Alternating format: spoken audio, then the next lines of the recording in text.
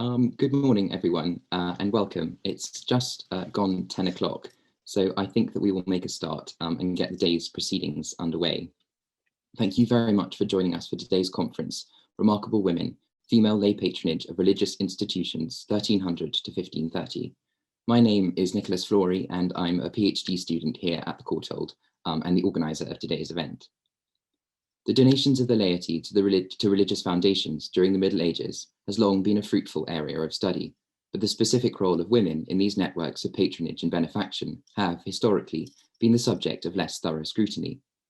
Often, women have been considered separately from the context of the locations to which they made their donations, or examined only within the shadows of their husbands or their male counterparts.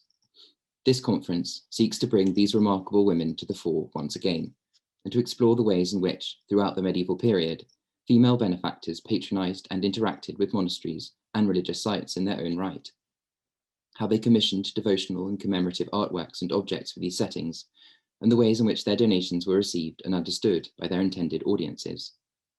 By examining the types of donations and foundations made, the ways in which these were commemorated and situated within religious spaces, and the devotional, personal, and political motivations behind them, we were able to gain a deeper and better understanding, not only of the close interactions between women and religious institutions during the period, but also the role and the position of women in medieval society at large. This conference has been rather long in the planning, originally scheduled to have taken place in June last year, and I am extremely pleased to finally be able to welcome our speakers today, whose contributions reflect the sheer range and diversity of perspectives and disciplines which can be brought to bear on the study of female patrons throughout the Middle Ages and across Western Europe. The high number of abstracts received for today's conference serves as a testament for the relevance of the day's discussion and shows the wealth and vitality of the numerous approaches scholars internationally are taking in studying and investigating the position of women and their religious donations throughout the medieval world. The conference will be divided into 4 panels. The speakers in each will give their papers consecutively with a period for questions and discussion at the end. If you would like to ask any questions to any of the speakers, you're very welcome to do so and to write them in the chat, which should be at the bottom of your screens. And the chair of the panel can then relay these to the speakers. Alternatively, you can use the raise hand function during the discussion itself. I'm very grateful to the Research Forum at the Courtauld for all their help, in particular to Dr. Fern Inish, Acacia Finbo and Leila Bumbra for organising and facilitating the day's event, and also to my fellow PhD students, Charlotte Wytema, Jessica Gasson, Bella Radanovic, and Susanna Kingwell for chairing today's sessions. Of course, finally, I would like to thank today's speakers, many of whom have waited very patiently for this conference to come about. And I think on that note, I will hand over to Charlotte, who will introduce today's first panel and our first speakers. Thank you very much. Thank you so much for that wonderful introduction, Nico, and welcome everyone to this symposium's first session, which will focus on chapels and devotion. My name is Charlotte Wytema, and I am a 4th-year PhD student at the Courtauld Institute of Art, and I'm excited to be your chair for this first session. It consists of 3 papers, which will directly follow each other, after which there's time for questions. And like Nico just said, if you have a question for one of the speakers, please don't hesitate to put it in the chat box, which is at the bottom of your Zoom screen. The first speaker of this session is Dr. Giorgia Mancini. After studying art history at the universities of Udine and Bologna, Giorgia completed a master's degree in the history of design at the Victoria and Albert Museum and the Royal College of Art in London. She worked in the curatorial department at the National Gallery and in the sculpture department at the V&A. In 2008, she was appointed as a research fellow at the National Gallery to work with Nicholas Penny on the catalogue of 16th century paintings from Ferrara and Bologna. In 2020, she was awarded a PhD degree in art history at the University of Cambridge. Her publications include essays and articles on Emilian Renaissance painting and Este patronage in collecting. Her paper today is titled At the Heart of Devotion in 15th Century Ferrara, Female Donors in San Giorgio fuori le Mura. Please join me in welcoming Dr. Giorgia Mancini. Thank you, Charlotte. Thank you very much for inviting me to speak to this conference, and it's a real pleasure to share with you part of the research of my PhD, which was about recovering the lost context of Cosmetura's Roverella altarpiece So the altarpiece was painted for an Olivetan church in Ferrara, San Giorgio fuori le Mura. So I completed my PhD at the University of Cambridge and at the National Gallery, and also thanks to the support of the AHRC.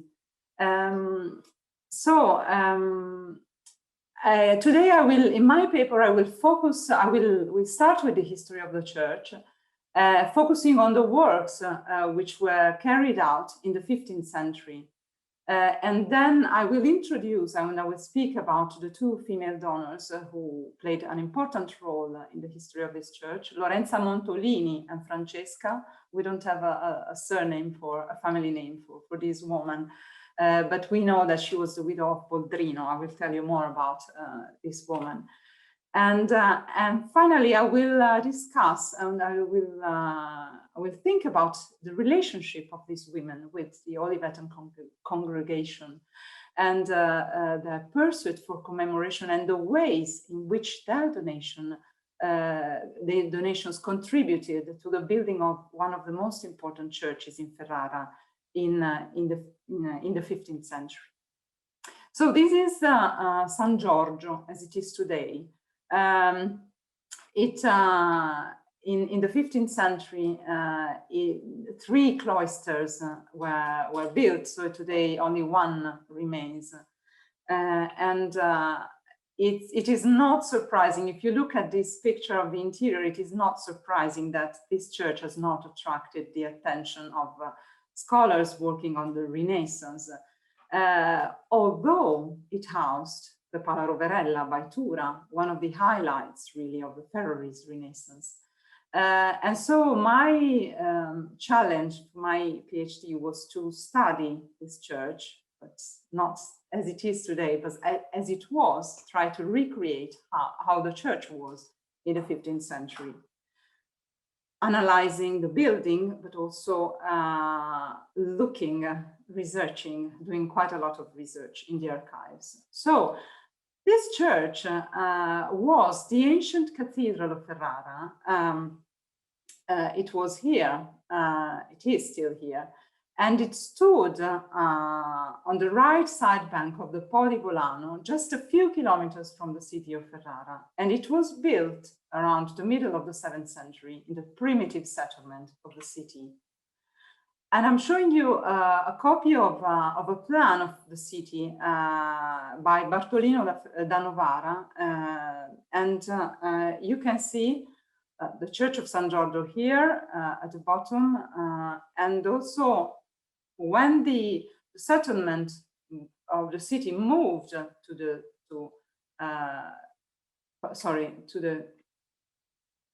center of the city, they built a new cathedral. So the new cathedral was consecrated in 1146. So what happened to San Giorgio after the new cathedral was built in the city center? It became a college of canons regular, and then it became a commenda in the 15th century.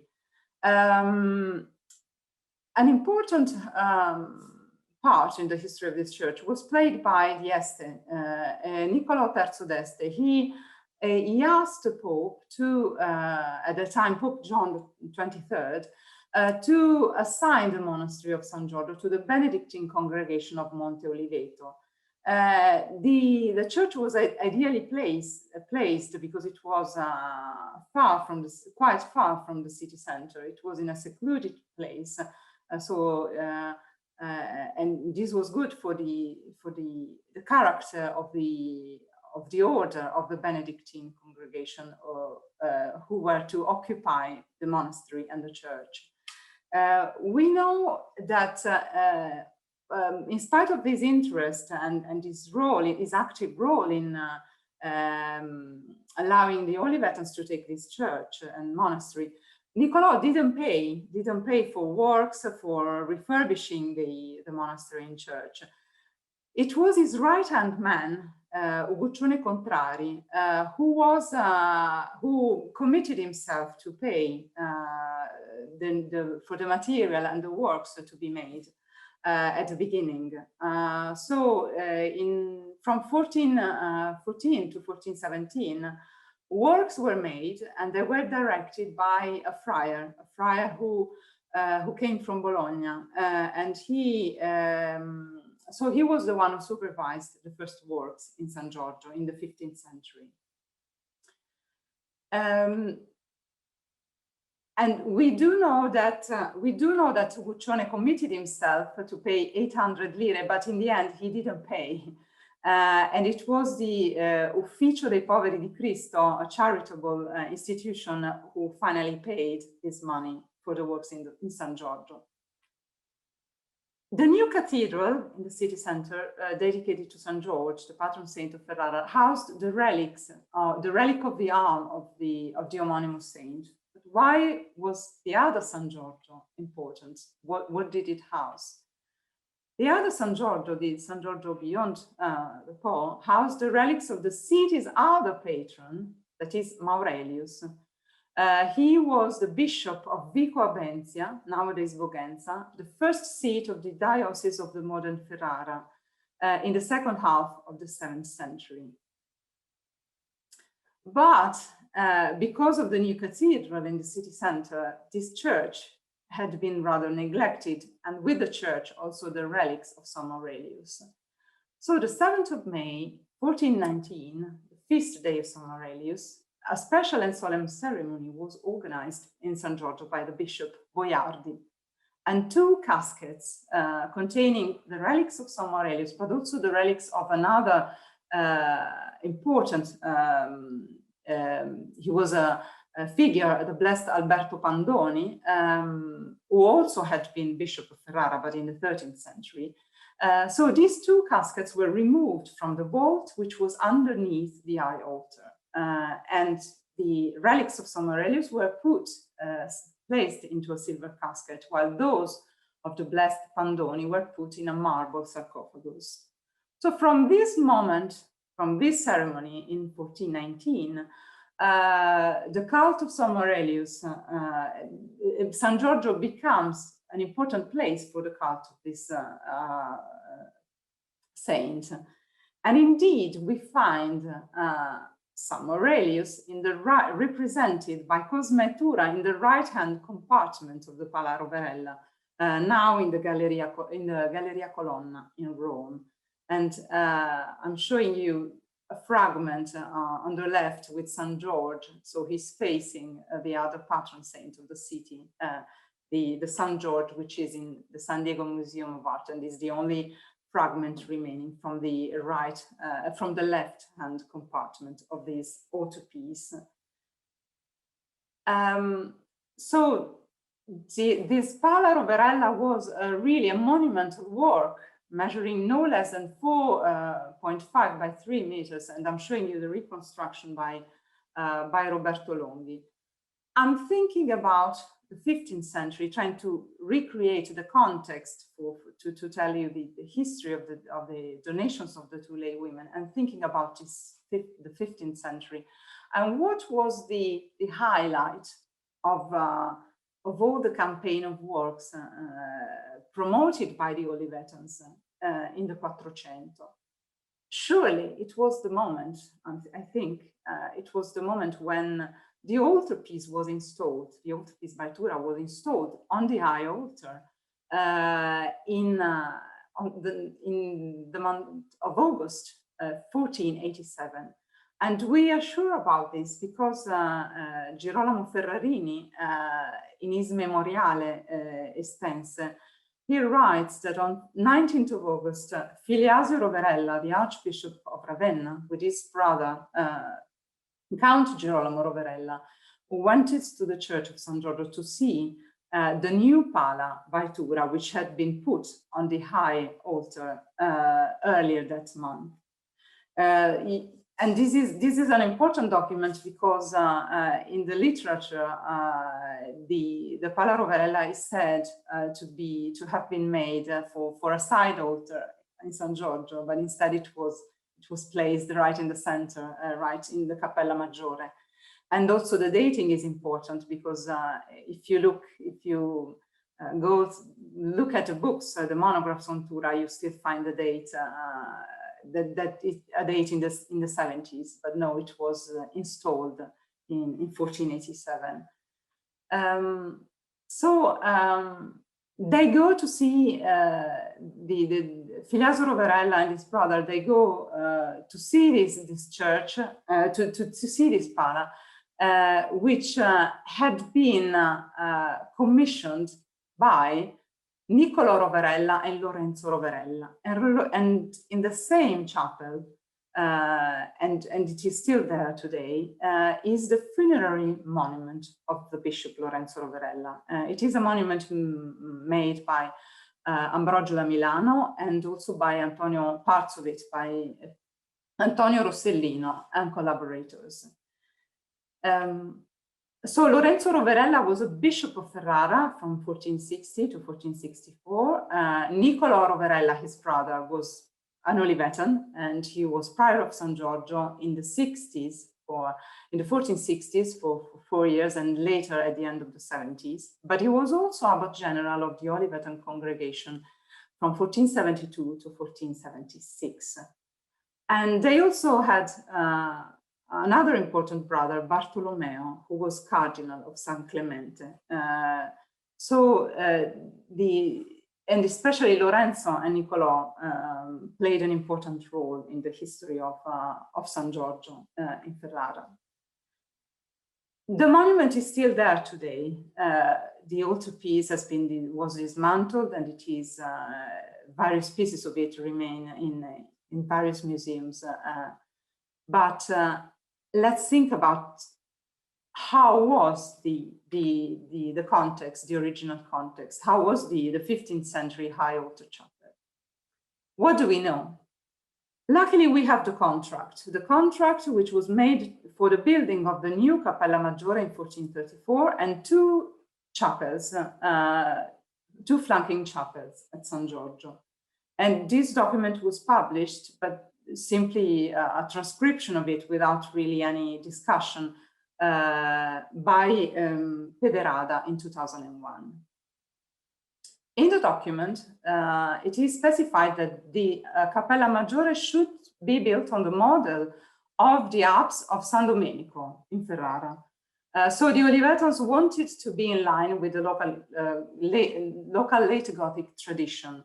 And I'm showing you the east apse chapel of the late Gothic San Domenico. The church was rebuilt in the 18th century, but this chapel survives luckily. So we can use this to think about the shape, the layout of the apse at San Giorgio. So the stonemason was going to build the Cappella Maggiore. The money was given by a very important Tuscan merchant and banker, but he's not the protagonist today. I won't go into detail about this very important figure. The stonemason was also going to build two chapels flanking the Cappella Maggiore, and the contract gives us the dimensions. In this plan, you see the church. The gray plan is the church as it is today, and the red plan is my reconstruction of the church in the 15th century. So you can see the apse today, the gray apse, and the smaller Cappella Maggiore with the two flanking chapels.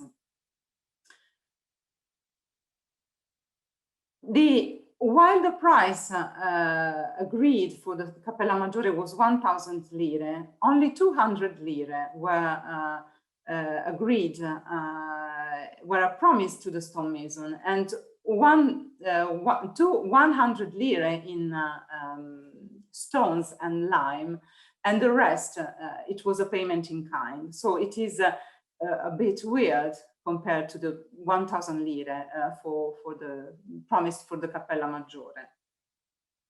Were these two flanking chapels built really in the 30s, in the mid-30s?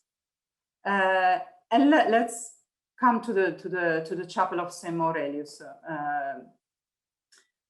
And you can see from the outside wall of the chapel that there are still elements from the 15th century, which I have used to try and reconstruct the history of the fabric. So the chapel, which housed the relics of San Aurelius, was built thanks to the donation of Lorenza di Ser Grazia Deo Montolini. She was the daughter of a notary and a widow of Master Francesco da Gabella, who was a shoemaker, a Caligarius. So 1 year after the contract for the building of the new apsidal area of San Giorgio, she arranges a bequest of 500 lire for the chapel of San Aurelius. So it means that by that time, probably the Cappella Maggiore was already perhaps near to completion, but they hadn't started building the chapel, the North Chapel, that is the Chapel of San Aurelius yet. And she specifies, we know where it was. We know that this is the Chapel of San Aurelius because she specified that it was to be erected between the High Oter Chapel and the Campanile. The Campanile is here, the Campanile, which was rebuilt by Biagio Rossetti. Possibly the project is attributed to him, and it has the date 1485.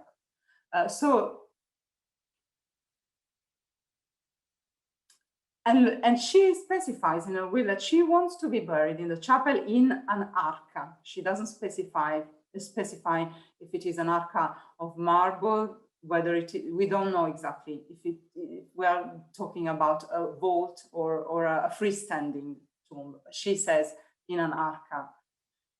And she leaves the monks in charge of this project. So the monks should spend the money and do an arca for her burial. Among the executors, she nominates the prior of San Giorgio at the time of her death, but also another Olivetan, Fra Benedetto de Botti. So she has clearly strong connections with the congregation of the Olivetans, and I found there are at least two wills of Lorenza Montolini. The will of 31st of December 1436 is unpublished, and on the same day she also receives some money back from the Olivetans, money that she had lent. So clearly she has important contacts with the Olivetans in Ferrara. What do we know about? Do we have any more elements about this chapel? We know that in 1452, a painter received a payment for dipinture, probably wood paintings, but it was only a small amount of money. We don't have any information on the decoration of this chapel in the 15th century.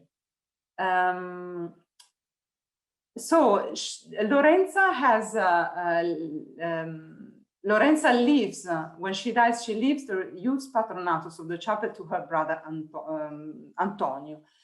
And when Antonio dies, his daughter, Elisabetta, who gets to write the ius patronatus of this chapel.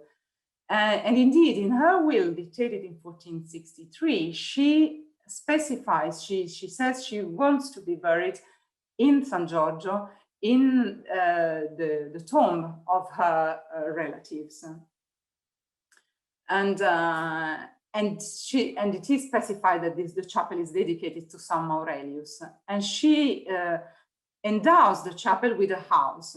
So the chapel was was a family chapel, the chapel of San Aurelius, and she also nominates in this will the chapel as her universal heir. And the dedication of the chapel is repeated, Vocabulo Sancti Maureli.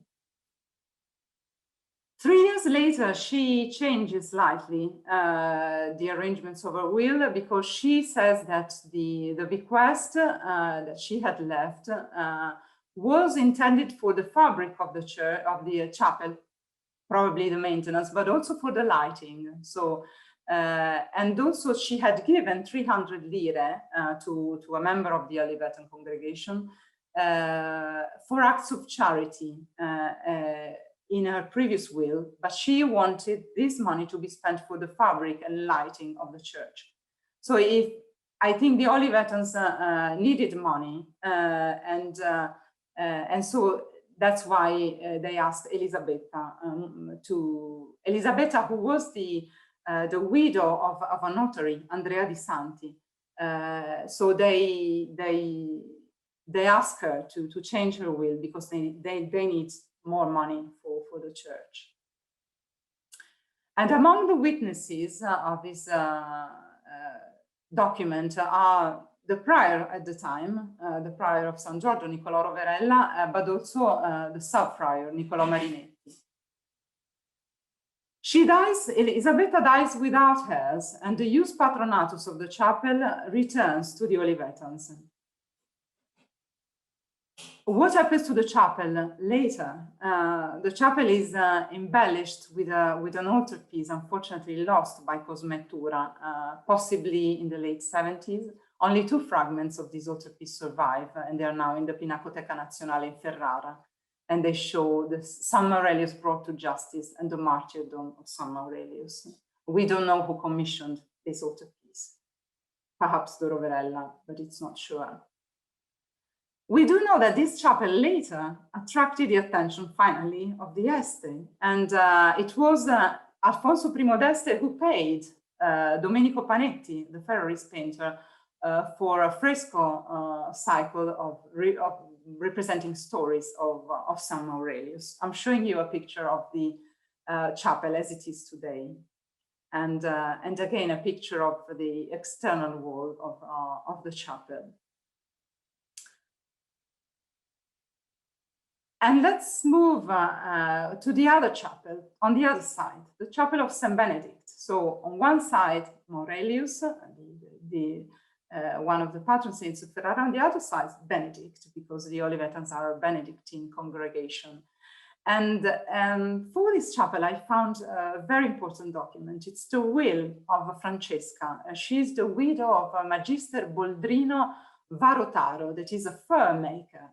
And we found this figure, Boldrino, among the members of the Este household in 1457. Boldrino was probably not simply a fur maker, but also a merchant, so it must have been a rather wealthy individual. We don't know the name of the family name of Francesca. We only know that she is the daughter of the late Giovanni. Unfortunately, I don't know even if she's of Ferrarese origin, but she's a very important donor. She wishes to be buried in an arca marmorea, that is a freestanding tomb, in the chapel of San Aurelius. And the Olivetans should spend 600 lire from her estate to build 2 chapels in San Giorgio, with also altars and necessary furnishings.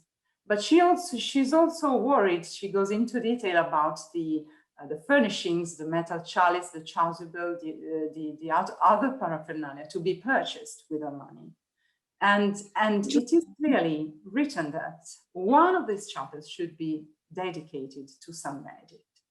So it means, I read this document in the sense that in the 70s, the South Chapel hadn't been built yet. So there was only possibly the Chapel of San Aurelius. Georgia, I'm so sorry to interrupt you, but with an eye on the time, may I ask you to start rounding up, please? Yes, it's nearly done. Thank you, Charlotte. Yes. Thank you so much. Yes. Francesca also leaves 200 lire to the Olivetan mother house, to the monastery of Monte Oliveto in Siena. And she also leaves another sum of money to be spent as the Olivetans wished for the church.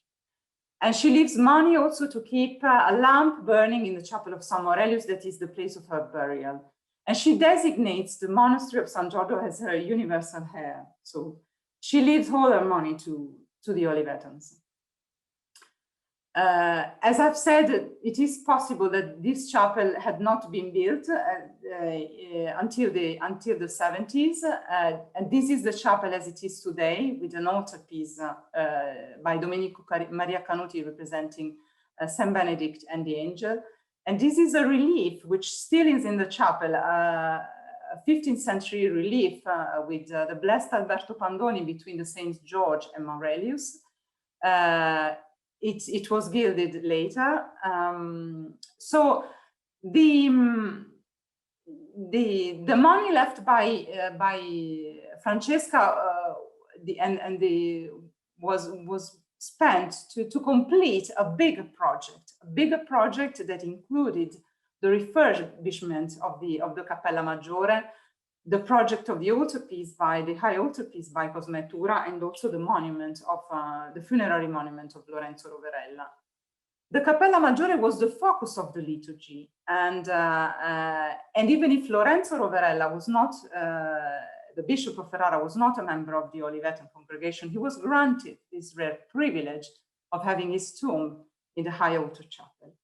And we have seen, and I conclude here with these considerations, as we have seen, Lorenza Montolini, who was the daughter of a prominent notary, was buried not too far from the high altar in a chapel which was the devotional focus of the church, because it housed the relics of St. Aurelius. And the chapel was built thanks to her donations. And her family kept the right of patronage until at least the 1460s. And it is significant that some 40 years later, another lay woman, Francesca, the widow of the Ferrier Boldrino, was buried in the same chapel of St. Aurelius, which was a prominent site within the Ecclesia Fratrum. We have to think that there was a screen in the church, and so the apsidal area was the Ecclesia Fratrum. And the reason for such a privilege is mentioned explicitly in a passage from Francesca's will. She was granted this privilege because she had been so generous. She has given money to the Olivetans. And I finished my paper with a beautiful image showing Lucrezia Borgia and some women from her court. And this is a plaque decorating the new casket for the relics of St. Aurelius, which was paid for by Alfonso I d'Este and Lucrezia Borgia, and it shows Lucrezia presenting her son Ercole to Aurelius. So this is to show that the cult of this saint continues also in the 16th century, and the Este couple, Lucrezia and her husband Alfonso, pay for the new casket to contain the relics of St. Aurelius. So I think I have, it is clear that alongside the powerful Roverella, also these two women, Francesca and Lorenza, played a very important role in the history of San Giorgio. With her money and with her devotion, they contributed to the building of one of the most important churches in Quattrocento Ferrara. Thank you for your attention. Giorgia, thank you so much for such a wonderful paper. Let me now introduce to you the second speaker of this session, Maria Lesimple. Maria is a PhD candidate at the University of Grenoble-Alpes since 2015. And her research focuses on iconography in late medieval Germanic and Flemish art. She also completed a degree in digital humanities and worked on a digitization project at the University Library of Heidelberg. In her thesis, she focuses on the treasure of Brou, an ensemble constituted by Margaret of Austria and bequeathed to her funerary foundation. Maria has taken part in a number of national and international conferences in Paris, Madrid, and Würzburg, and she published an essay presenting the treasure in the catalogue of the exhibition Primitif Flamand held in Brou in 2018. Her paper today is titled Margaret of Austria, Treasure of Brou, Between Arts, Religion and Politics. So please welcome Maria Lesimple. Thank you very much, Charlotte, for your introduction. I would also like to thank, of course, the Courtauld and Nicholas for organizing this inspiring conference and for letting me be a part of it. So I'm going to share my screen now. Okay, here it is. I hope you can all see my presentation. So, from her personal history only, Margaret of Austria can be considered as one of the remarkable women of the late Middle Ages. Born in Brussels in 1480, she was the daughter of the Holy Roman Emperor Maximilian I and of Mary of Burgundy, the only daughter of the Duke of Burgundy, Charles the Bold. Margaret was first destined to become Queen of France, and at the age of 3 was betrothed to the Dauphin, the future King Charles VIII.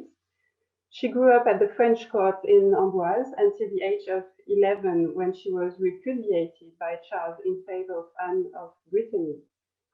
She later married the Infante Don Juan of Aragon and left the Netherlands once again to live in Spain. But Juan died in 1497, only 6 months after the wedding, and following his death, Margaret delivered a stillborn child. She stayed for another 2 years in Spain at Isabella of Castile's court before moving back once again to the Netherlands. In 1501, she became the Duchess of Savoy through her marriage to the Duke Philibert II.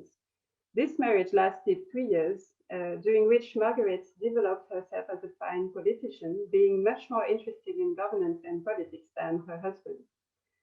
The marriage stayed childless, and once again, Margaret lost her husband prematurely. After that, at the age of 25, she embraced her widowhood and began a very successful political career, rejecting her father's plans to arrange other marriages, including one to the heir of the English crown, amongst others. In 1507, her father made her the regent of the Netherlands during her nephew's childhood, her nephew being the future Emperor Charles V. The latter, once adult, made her governor of the Netherlands, a previously non-existent position tailored just for her, and which she held with great success until her death in 1530.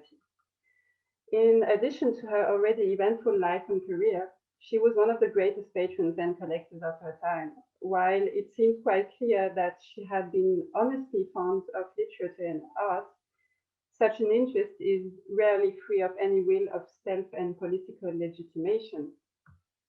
Her collection and library belonged to the biggest and most impressive ones of the time.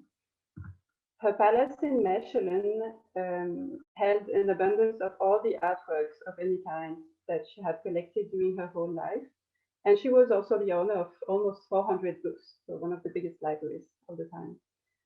Both collections, books and artworks, have been thoroughly studied thanks to the inventories that have been preserved to this day, and inventories that have been published several times. In 1506, Margaret decided to found a convent in Brest, a territory belonging to her Savoyard dowry. The monastery church of Brou, near Bourg-en-Bresse, was meant to become a mausoleum in honor of her late husband, Philibert. Years later, she decided to be buried there as well. At the same time, Margaret picked a few artworks from her impressive collection to be bequeathed to the monastery. These approximately 45 items appear in the inventories with the annotated phrase délivré aux prieurs et religieux du couvent de Brou. However, Margaret died in 1530, leaving her projects for Brou unfinished. She didn't have time to send the artworks herself to the monastery. Her officers, who were then in charge of executing Margaret's will, didn't entirely respect her desires, perhaps under the pressure of her heirs, Charles V and Mary of Hungary. Indeed, a part of the treasure never actually made it to Brou. Only 17 items arrived there and were listed there by the monks in 1532. It is probable that Charles V and Mary of Hungary decided to go against the wishes of their aunts by retaining the rest in the Netherlands. But the items that arrived in Brou were also scattered quickly, even before the French Revolution, and their traces are lost today. So part of my work is to try to identify some of the artworks, or at least to find some similar works. So this also means that most of the pictures I show today are examples, comparison works, but not the actual artworks from the treasure. Nevertheless, this is the ensemble that we call the Treasure of Brou. And thanks to inventories, one can get a good idea of the nature of the treasure, and above all, try to understand the function of the ensemble and Margaret's intentions for the monastery of Brou. It has long been known that rulers displayed their piety and their specific devotions to their subjects using their faith as a political tool. Margaret herself chose to be depicted as a faithful widow, firmly holding a rosary in her hands in her official portrait, for example. But in this paper, I wish to question the purpose of this particular artistic bequest to the monastery of Brou, and how the sources allow us to learn more about Margaret's intentions. One of the particularities of the Treasure of Brou is that almost all of its items were not commissioned for Brou, but were already in Margaret's collection. For some of them, even before she founded the monastery. The only exception is a series of 9 heraldic tapestries, 2 of which are preserved to this day. Actually, this item of the treasure is an exception in several ways. These tapestries are also the only artworks of the treasure that bear non-sacred iconographies, and they are also the only large-sized pieces of the treasure. As a matter of fact, the inventories give more or less precise details on the materiality of the object and their scales. A large majority of the items were paintings, most of them on wooden panels. The inventories also inform us that these paintings were all small or medium-sized. Here are a few examples of descriptions where you can find the word petit, which means small. Yeah, 2 examples, one of a Virgin with a Child and one of a Trinity. And one other example from an artwork that is actually one preserved to this day, an artwork of the treasure preserved to this day, which gives us an idea of what was considered small for Margaret's officers who wrote the inventory. In addition to the paintings, 8 small-sized sculptures belong to the treasure as well, mixing several techniques from plates, woods, alabaster to amber and ivory sculpture. As for textiles, 6 embroideries should have been sent to Brou, as well as the tapestries I mentioned earlier. So the techniques alone, ivory, embroidery, even illumination for 2 of the paintings, tell us that we have to deal with very small objects. This information actually tells us a lot about the function of the items. They all fall within the concept of devotio moderna. So there are small and movable artworks, even small diptychs one could just fold like a book and move easily. We don't know where the treasure was supposed to be displayed within the monastery, but we can already rule out the idea that the works were intended to decorate the church, whose proportions are way too important to show off some such small pieces. Margaret, who supervised the construction of Brou from a distance, had personal apartments built there. We do not know if she was planning on retiring there, but it seems to me that the treasure of Brou was meant to decorate her private rooms in the monastery. One of the inventories, compiled in 1523, lists the complete collection that Margaret kept in Mechelen. The sections of the documents match the rooms in the palace, so we know very precisely where each of the objects was located. An overwhelming majority of the items of the treasure were initially kept in Margaret's bedroom and in her petit cabinet, so her private study. Both rooms were not public spaces and were only visited by Margaret and her close relatives. So this corroborates what has already been learned from the study of formats, that is to say that these objects were meant for her personal delight and not directly for the religious congregation of Brou. This first approach by the materiality alone of the treasure already shows that we do not have to deal with a pious bequest intended to enrich a religious institution with works of art. But we are dealing here with a self-centered action from Margaret to herself, perhaps with a view to her future retirement. So this leads me to talk about the iconography of the ensemble. Iconographically speaking, the treasure seems to be, at first sight, a somewhat classical reflection of the devotion of an aristocratic woman between Middle Ages and Renaissance. Once again, one notices that the artworks, most of which are from Flemish origin, are perfectly in line with the precepts of the Devotio Moderna, which was particularly popular in the Netherlands in the 15th century. The Marian figure appears to be dominant, with no less than 13 cases counted. Also, different scenes from the Passion of Christ appear 9 times. So these are the two main subjects of the treasure.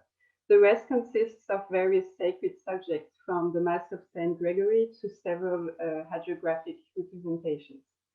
However, a more minute observation of the artworks made possible again by the study of the inventories leads to other conclusions. In fact, in trying to study Margaret of Austria's devotional strategies, it appears she didn't aspire only to constitute a devotional treasure, but also a highly political and diplomatic collection, accumulating signs for her own legacy and her prestigious ancestry.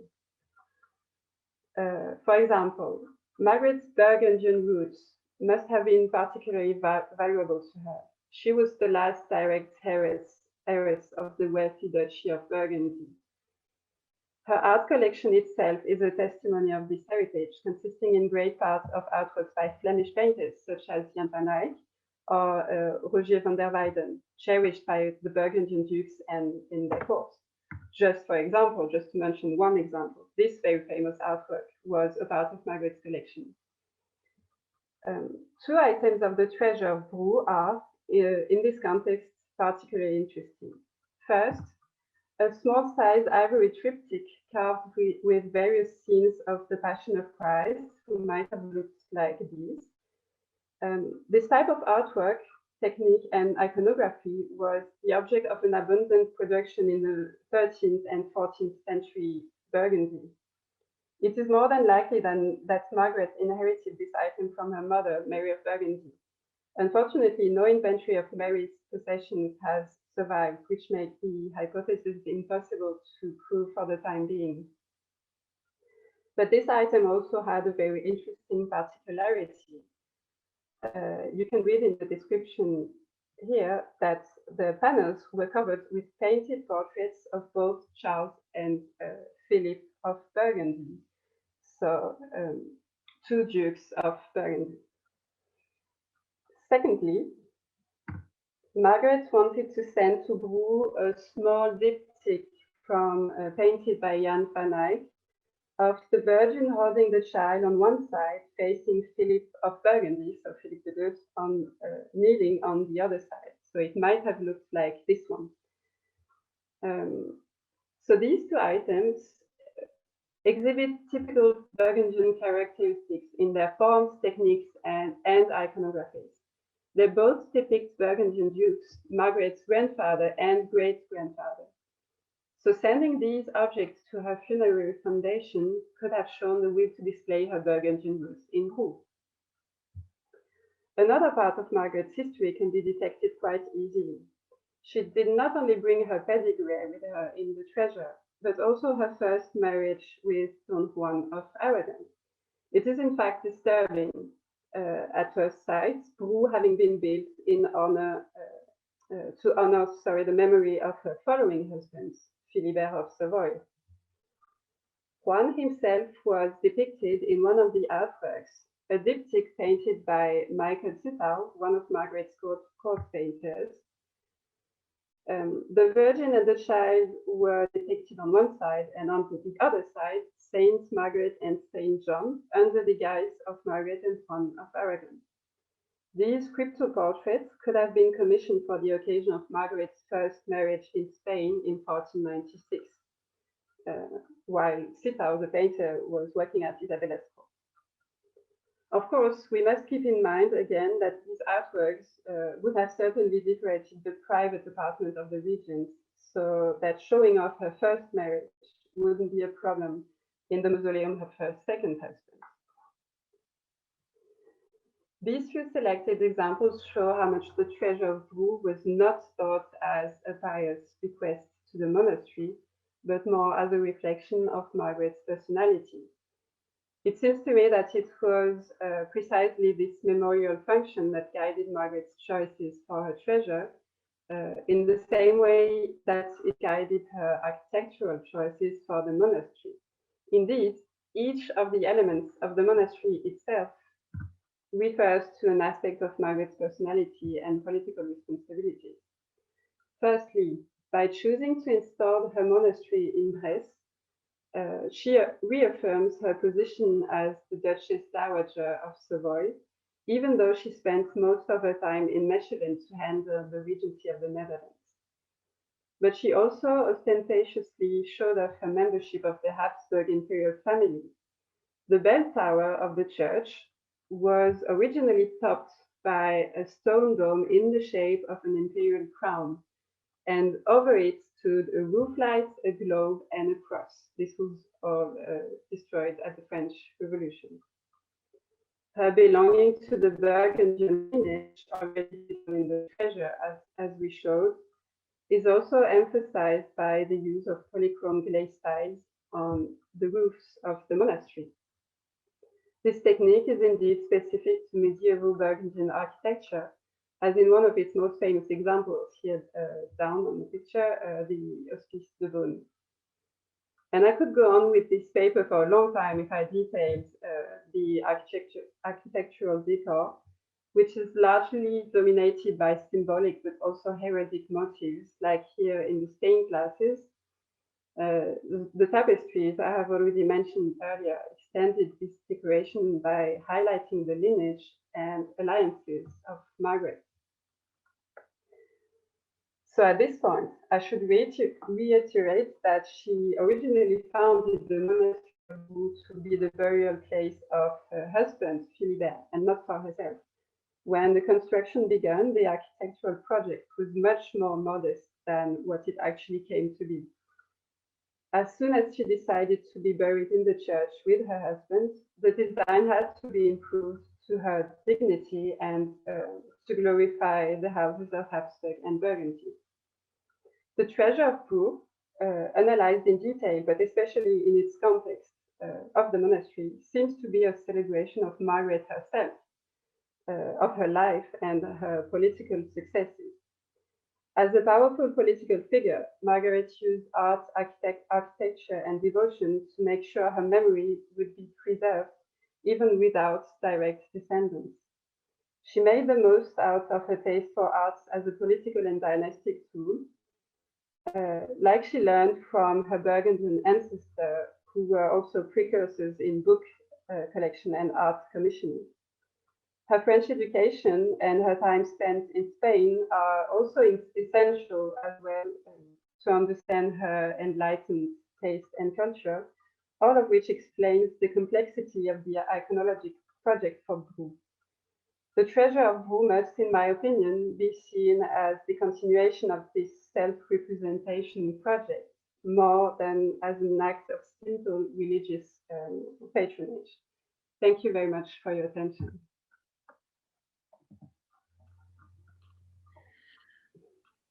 Maria, thank you so much for that paper. That was fascinating. I would like to now introduce the final speaker of this session, Yeidy Rosa. Yeidy completed a BA in History of Art at the Ohio State University in Columbus, an MA in Humanities and Social Thought at New York University, and an MA in Social History of Art at the University of Leeds. She's currently a PhD researcher in Visual Culture and Hispanic Studies at Durham University. She's completed programs in History of Art, Archaeology, Anthropology, and Paleography at Kos University in Turkey, Ohio University in China, Columbia University in the US and Brazil, the School of Advanced Study at the University of London, and Casa Arab in Spain. She has taught history of art at the University of Puerto Rico at Rio Piedras and the Pontifical Catholic University of Ecuador in Quito.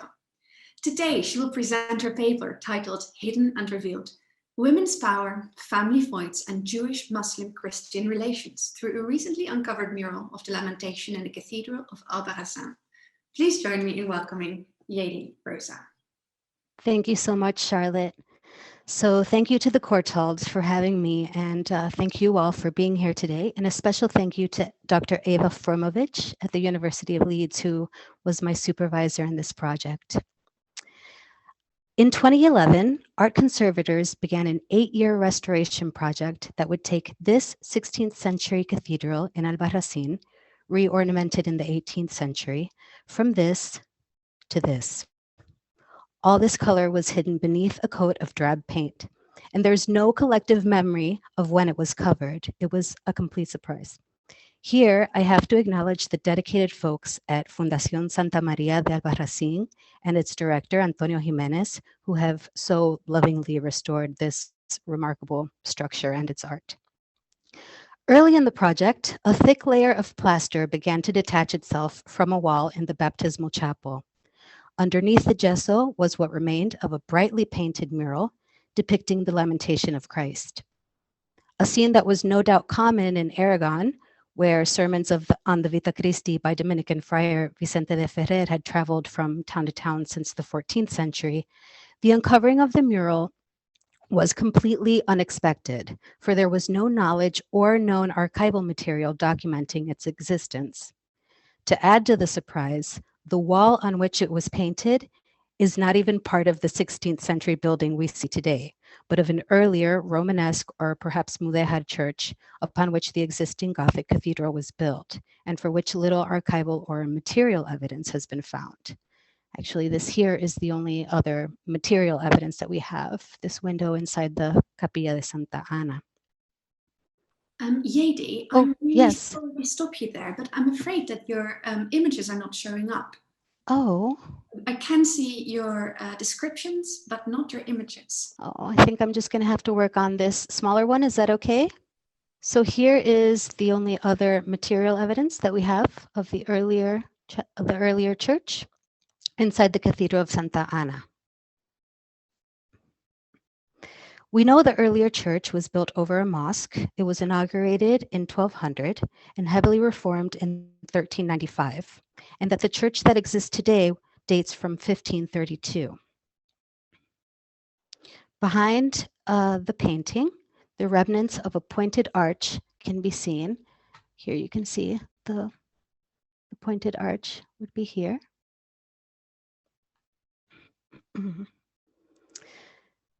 The mural, with its late Gothic Hispano-Flemish style, has been dated to the late 15th century, 1490 to 1500.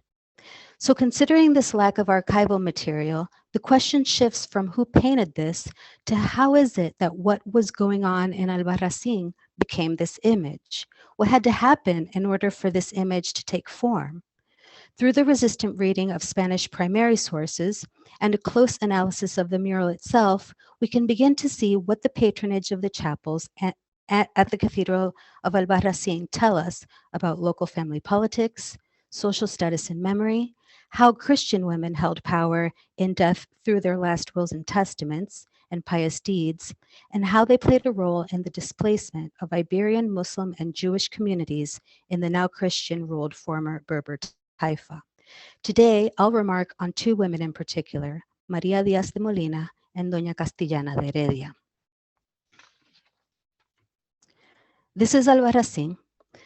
The region's rocky terrain, which by the way has a significant amount of prehistoric rock art, did not attract Andalusi Muslims, but was an incentive for the Berbers from North Africa in terms of defense.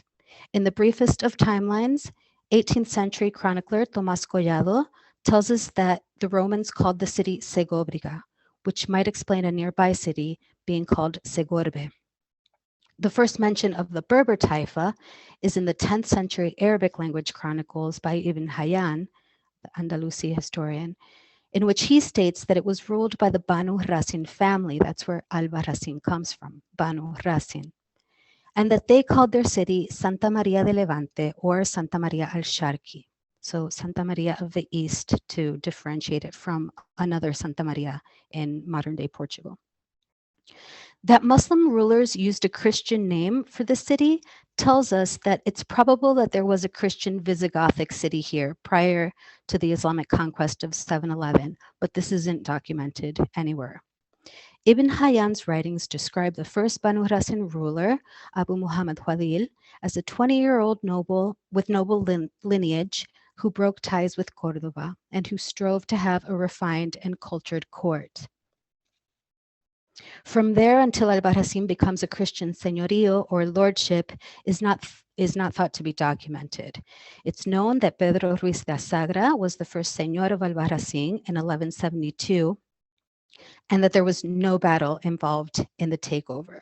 So some unknown pact between Asagra, who was a knight from Navarra, the Almoravid king of Murcia, and the Archbishop of Toledo must have taken place. Albarracín, now called Santa Maria de Albarracín by the Christians, became a señorío independent of both Aragon and Castile and established its own archdiocese the same year. That's the reason it has a cathedral, even though it only had 642 residents. This is a cathedral here. It would remain independent until its incorporation into Aragon in 1379. The mural is ambitious in its telling of the story of the deposition, according to the Book of John, and the Lamentation as told through apocryphal writings. It's divided into 3 parts. This main part consists of Jesus's mournful followers surrounding his dead body after being taken down from the cross. It has symbols of this is what's left of that part of the mural. It has symbols of the Arma Christi. We could talk about it all day, but it's not the part that I want to focus on today. A second area is right next to it. The one image that survives is this Christ within a red mandorla, possibly a reference to crucifixion darkness, perhaps a vision with some local context that's yet unidentified. But the region I want to focus on is this lunette here. Above the smaller area of the mural, divided by a painted lintel, is a lunette within a small pointed arch. While the rest of the mural is painted with oil paint, this area has been painted al seco with tempera paint. According to the restorers, it may be a later addition and is of quote unquote lesser quality. The image consists of 2 angels, one in light colored garb and the other in darker robes, flanking a coat of arms that's occupied by a tower with a yellow background. The angels and coat of arms are set within a starry sky, also a reference to crucifixion darkness and the 2 angels that kind of swoop in to take Jesus' body. Within the larger county of Albarracín, only 2 coats of arms have a single tower. One is for the Jimenez family. The other is for the town of Torre de Albarracín, whose patron saint is Saint Michael. This will be important later in the paper. So not only is the mural a reminder of the Gospel of John, a visual prompt for Christians to recall the suffering of Jesus for their sins and the promise of eternal life, but also a reminder that what's standing between non-Christians and eternal life is the refusal of accepting Christ as the Son of God and Mary as his virgin birth mother, making Christ divine and human at the same time. This is antithetical to the Shahada, the first pillar of Islam, or a pillar of Islam, which states that there is only one God and his name is God. This is referenced by Christians in Iberia as far back as the Cantigas de Maria in the 13th century, and it's the focus of religious polemics by exiled Morisco Muhammad al-Wasir in the early 17th century, who's writing from Marrakesh shortly before the 1609 expulsion. In the case of Jews, while largely viewed by early Christians as God's chosen people and necessary witnesses, they later became a threat to Iberian Christians for being quote unquote blind and failing to recognize Christ as the Messiah. So conversos and moriscos would have been forced to attend Christian churches, and this baptistry mural would have been aimed at them as much as Old Christians. This was especially important in conversions. In 1412, it was reported that the Alhama in Albarracín, the neighborhood which was inhabited by Jews and Muslims, consisted of 50 households out of about 220. One document states that document had one synagogue that closed in 1416 in order for a chapel to St. John to be built. Outside the Alhama, 3 mosques had been converted to Christian churches, one of them being the cathedral. In recent documents, the baptistry is referred to as the Baptism Chapel, the Chapel of Pietà, but in one restoration document, it's referred to as the Chapel of St. John, Capilla de San Juan. No archival documents have been found that make reference to the baptistry specifically as a chapel of its own. While there are 16th century documents that make reference to the Capilla de San Juan, these may be referring to a chapel contiguous to the baptistry. So this is the baptistry, and this is what's named the Capilla de San Juan in this floor plan. So it's also known as Capilla de los Garces, this chapel. That these two contiguous chapels are at times referred to by the same name may gesture towards common patronage, or that the spaces were somehow considered to be two parts of the same conceptual built space. This is especially plausible as the Chapel of St. John is not a space of its own. You can see here, it's a thoroughway from the Plaza de Aseo, the main square, into the cathedral. It's possible that this was a baptistry in 1490 when the mural was made, because on its east wall we find this remnants of an image of the baptism of Christ, where we can still see the hand. Well, you could see if it were bigger, but right here is the hand of St. John the Baptist. Although a part of a penitential system of good works that served in the patron's search for salvation and eternal life, the patronage of religious art and architecture served many social purposes as well. Through the foundation of chaplaincies, families declared and reinforced their social standing within the community and would secure positions of prestige and power for their family members for generations to come. In this way, not only was it a show of power and status, but a way to consolidate and perpetuate the family name and legacy within the community's historical memory. A last will and testament dated December 11th, 1509 reads, and I'll read the yellow part. I want, leave, order, and demand that in the Cathedral of St. Saviour in the city of St. Mary of Albarracín, in the chapel named St. John, where lies and is buried Don Juan Garces de Marcilla, sir and husband of mine, these are the hashtags, be there placed and formed a charitable chaplaincy with perpetual annual masses of one each day after the reading of the gospel in the main mass of said cathedral, and in this way that said masses be held and celebrated every day of the world continually by the perpetual chaplaincy, in number every year while the world is world, 366 masses and one double mass on my saint day. Maria Díaz de Molinas's will is the earliest document found to date that establishes a chaplaincy in the Cathedral of Albarracín, in the Chapel of St. John that bears her family's name, Garces. She states that her husband, Juan Garces de Marcilla, who she makes sure to reference by full name, is buried in the Chapel of St. John. He died in July of 1500. So it's probable that the Garces family financed the building and decoration of the Romanesque chapel. Patrons tended to be members of noble families that were directly involved in the trespassing of Muslim lands and buildings during the medieval and early modern periods by the conquering Christian kings. They were therefore afforded the right to bury their family members in the chapel and display the family's coat of arms within the chapel. Through the foundation of chaplaincies to hold masses, solidarity was shown to both deceased family members and living family members. For the living, clauses specified the living family members that would be left in charge of the chaplaincy and perform mass. While male primogeniture was the norm, chaplaincies would be used to secure a salary for inheritors that could not benefit from the mayorazgo tradition.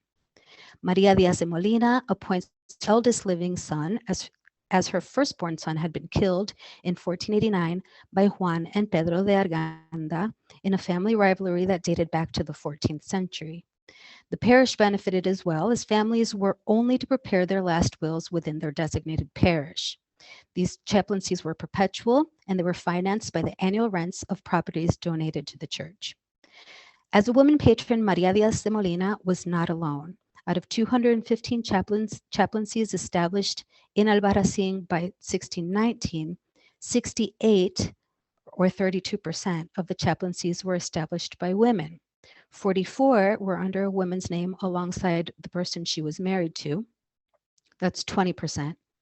And 24 chaplaincies were established solely by women, with no mention of male family members as donors. That represents 11%. So in this vast salvation economy, women held a position of power that, in its perpetuity, was endless and boundless. The average number of masses per chaplaincy was 65 masses per year, with over half of the chaplaincies celebrating 50 or less per year. Maria Diaz de Molina has 366 masses per year. She was adamant that these masses and a double mass on her saint day be celebrated for the souls of her family and all of perpetuity while the world is world, quote unquote. She even underlines the figure in her will. Yet this was not to be so. It was not uncommon for the initial number of masses to be reduced, and some chaplaincies were neglected or even abandoned with the passage of time. Yet the last measure taken in cases of neglect was the reduction of masses. By 1525, the masses in the Chapel of the Garces had been reduced by half, and down to 71 by 1619. A long list of documents show that it changed hands from the Garces to clerics under rather opportunistic circumstances to distant family members. Cases were brought to the canonical courts in Teruel in order to prove the legitimacy of the chaplain receiving payment for conducting Mass. In this case, that happened in 1724. Yet of much interest to us is a document dating from 1682, a little after our period, in which Doña Castellana de Heredia from Santa Croce founded the chaplaincy of St. Michael in the Capilla of the Garces. So why a woman with the last name Heredia from Santa Croce established a chaplaincy under the advocation of St. Michael in a chapel meant for St. John in 1682 might be explained through a painting housed today at the National Museum of Scotland in Edinburgh. The panel is from an altarpiece by Archangel Michael, an altarpiece of Archangel Michael by Valencian painter Gonçal Pérez in 1437. In 1913, Spanish historian José Sánchez located a document in the archives of the Kingdom of Valencia, dated 1437, in which the Archangel Michael altarpiece is commissioned to Gonçal Pérez for 50 Aragonese florines by Lope Jiménez de Heredia, knight from Aragon and Señor of Santa Croce. One of the witnesses to the contract was named Lope Jiménez de Molina. The altarpiece was meant for the chapel of Archangel Michael, also known as the Chapel of Santa Croce in the Cathedral of Albarracín. The Chapel of Archangel Michael was said to be an important one in the Cathedral of Albarracín, a funerary chapel for Jiménez de Heredia's father. Yet the chapel completely disappeared from the cathedral in its 1532 renovations. In his testament in 1416, Jiménez de Heredia founded a perpetual annual mass on the anniversary of his death, and this is thought to have been transferred to the Capilla De Los Garces, as he had married Maria Diaz de Molina's aunt. Though it was not uncommon for chaplaincies to disappear and later be reinstituted in chapels with the same family patronage, the complete disappearance of a physical funerary chapel raises some questions. Documents from 1326 all the way through to 1497 suggest that the relationship between the Garces and the Heredias was a long and complicated one. At times it was joined by marriage, at other times they were joined by murder, they had a common enemy, yet they were mostly divided by a centuries-long struggle for land and power between Teruel, Albarracín, and Santa Croce. Yet one aforementioned fact may be linked to this moment. The coat of arms within the lunette of the baptistry chapel is believed to be a later, rather hasty addition and contains a single tower, as do the coat of arms of the Jimenez family and the town of Torre de Albarracín, whose patron saint is Saint Michael. Could this wall be an extension of this family feud? To end, this story does not tie perfectly together yet, if ever, but it's there, it's open to further scholarship, and these two women were an important part of it. Thank you. Yeidy, thank you so much for that wonderful paper. That means it is now time for the first Q&A of the day. Because we're running a little late, we're doing the question until 11:35. So if you have a question for one of the speakers, please post it in the chat box. So Elizabeth Eyre said, thank you for 3 very interesting papers. My question is for Maria. Is there a list anywhere of all works owned by Margaret of Austria, and where are they now? So Maria. Yes, thank you for your question. Yes, there are a few lists actually. There are a number of inventories of Margaret's possessions that we still have today. The oldest inventory is from 1493, so she was still quite young, she was 13. The most complete one is the inventory from 1523. This inventory lists absolutely everything she owned in her palace of Mechelen. The document itself is at the French National Library, but it has been published several times. Last time by Fernando Checa in 2010. So it's quite easy to find it. I don't know if this answers the question about the artworks themselves. They are now scattered. They're lost today. But there has been a thorough study by Dagmar Eichberger in 2002 of a complete art collection based on the inventories. I don't know if you want me to write maybe with the bibliographic references. Should I write them in the discussion? Yeah, why not? That's a good idea. Okay, so I write them right after. Okay, thank you. Thank you very much, Maria. I have a question for Georgia. Georgia, I was very interested in the positioning of the altarpiece in the church that you mentioned, and I was wondering if you could elaborate a little bit on who had access to it and could view it. Yes, thank you for this question, Charlotte. Yes, we do know that there was a screen in the church. So there was an ecclesia fratrum and an ecclesia laecorum, but first of all, we don't know exactly the position of the screen, but surely the apsidal area was in the church of the monks. So, but I think because of this of the presence of the relics of St. Aurelius, I'm pretty sure that lay people were allowed access on special ceremonies or on special feasts. I would say Aurelius is one of the 2 patron saints of Ferrara, so I wouldn't think that this was not visible to the public, or at least on some special occasions. So it is really. And also I'm thinking about the freestanding tomb, because it was not a very big a very large chapel. So allowing a lay woman to have a freestanding tomb in a small chapel is something striking, I would say. And also maybe she was from an important family in Ferrara. Her husband was a furrier, but maybe she came from also herself from a wealthy background, I would say. it is possible. Thank you so much. Thank you for your question. Then we will go on to another question from Maria, from Natasha, who says, thank you for your insightful talk. How important would you say was the connection or contact to other female collectors in Margaret's collecting activities? Thank you very much.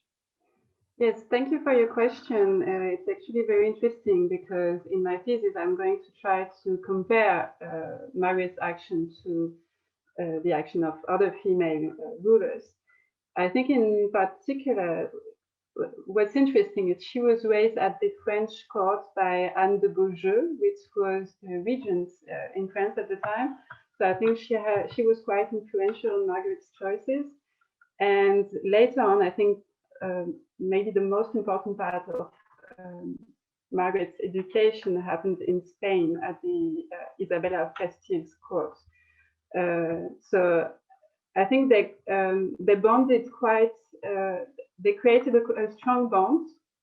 So I think, yeah, this is, Isabella of Castile was, I think, very influential on Margaret's choices and the way she collected her art. I hope this answers the question. Thank you, Maria. Then a question for Yeidy from Laura Jacobus. She says, thanks, all. Question for Yeidy. The faulting suggests two unequal spaces and that the heraldic lunette in the fresco beneath was in the smaller of these spaces. And is there any explanation of this? Well, thank you, Laura, for the question. You know, it really is the question. And the short answer is no. I mean, we know that the wall itself was from the earlier structure, but we don't know if the mural was painted after that wall had been used, or had been maybe adapted to a different style, a different space, but was covered up by the time that the 1532 renovations occurred.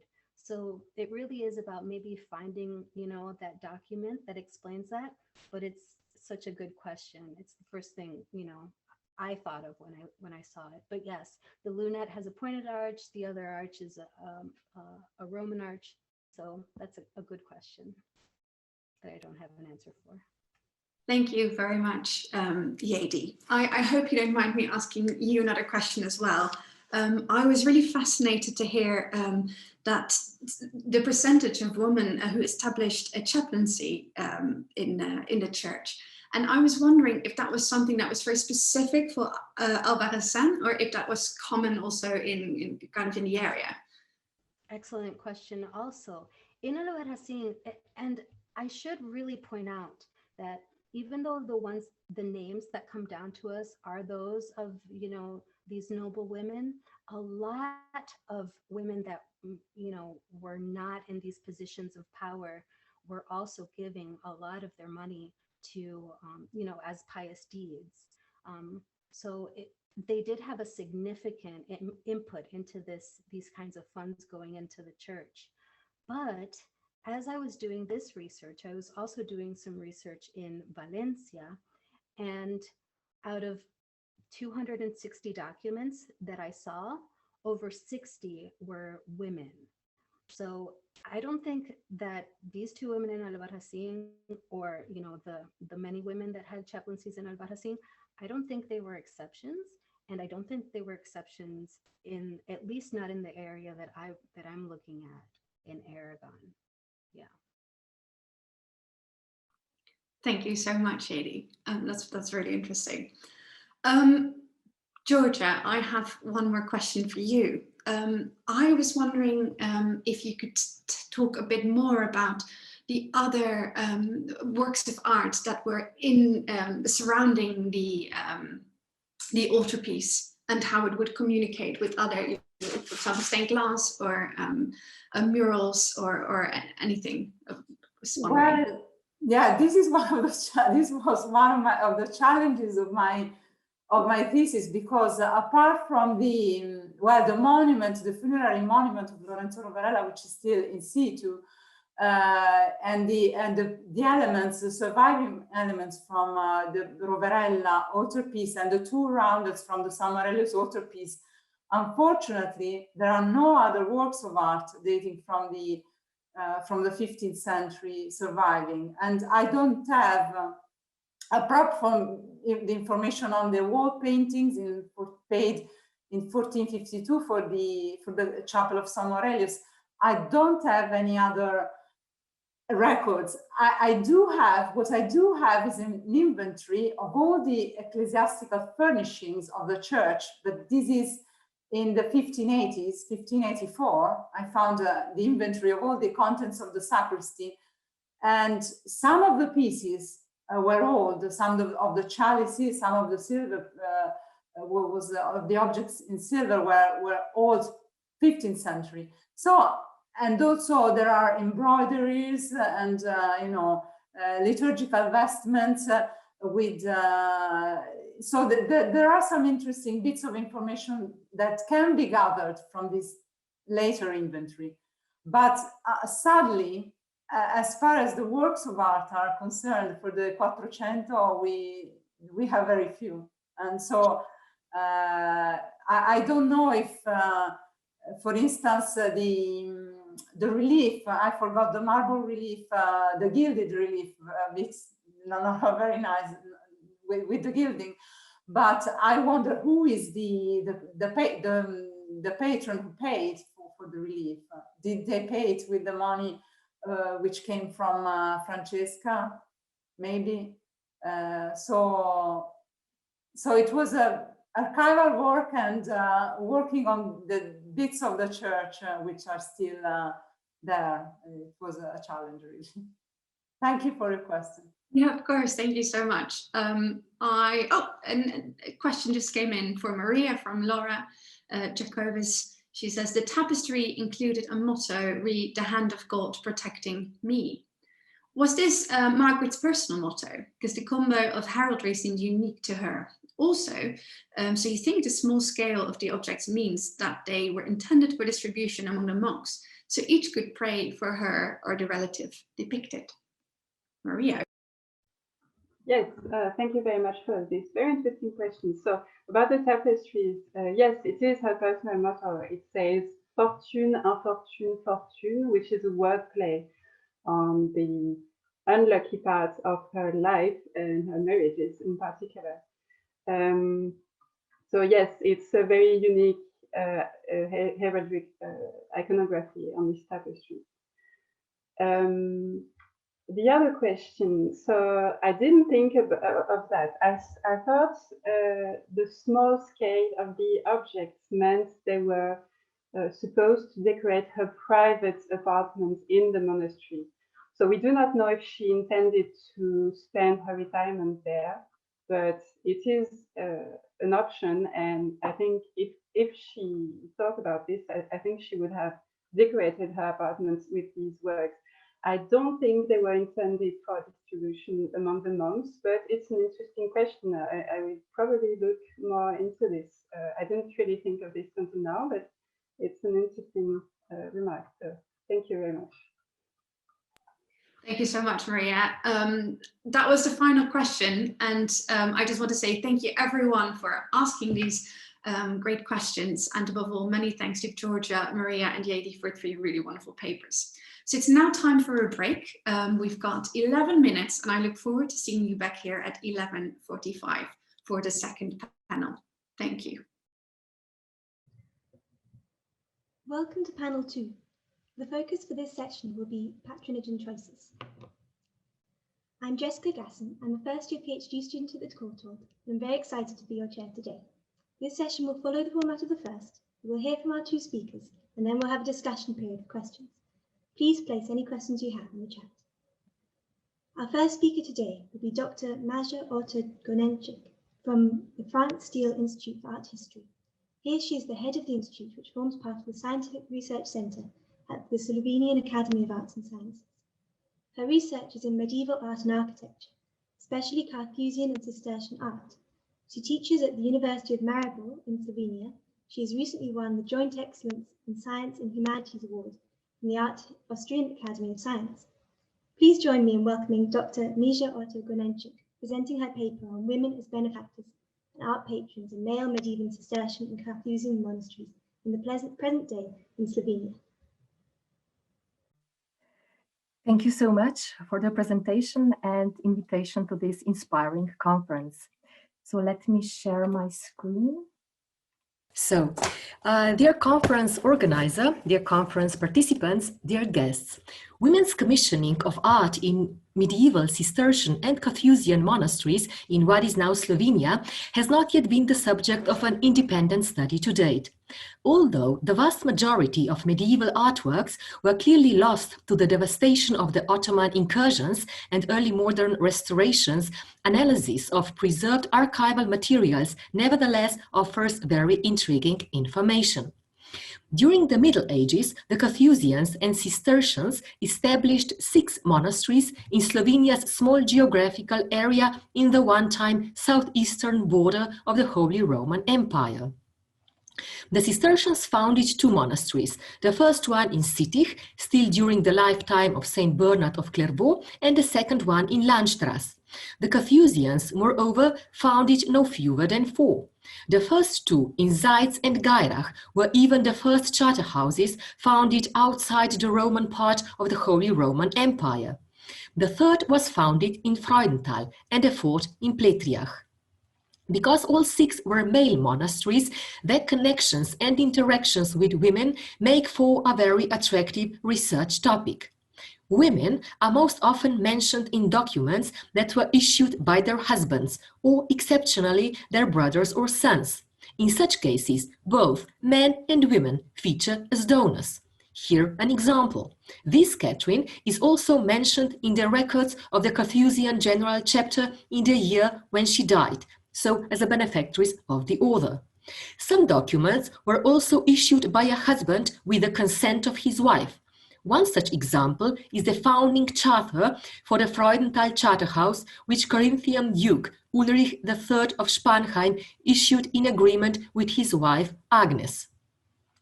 According to a survey of archival documents related to the 6 monasteries, charters issued by women state their names, and the vast majority also provide the names of their husbands, and not infrequently also the offices they had held, as well as the names of their fathers.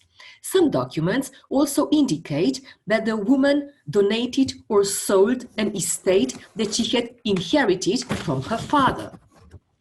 It is particularly noteworthy that most women appeared as independent issuers of documents only after they became widows.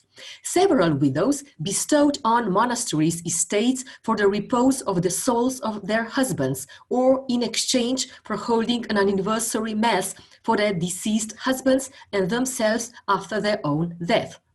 Some documents contained a detailed specification of how an anniversary mass was to be held. For example, in 1375, Catherine of Cilli, the widow of Count Albert of Gorizia and the second wife of Count Johann II, steward of Waldburg, donated 700 golden florins to the abbot of Sittich. In return, the monks vowed to hold an anniversary mass on Ember days for her deceased husband in the attendance of 25 priests, to perform vigils and other rituals on the eve of the anniversary of his death, and to celebrate a daily mass at the altar of Saint Stephen.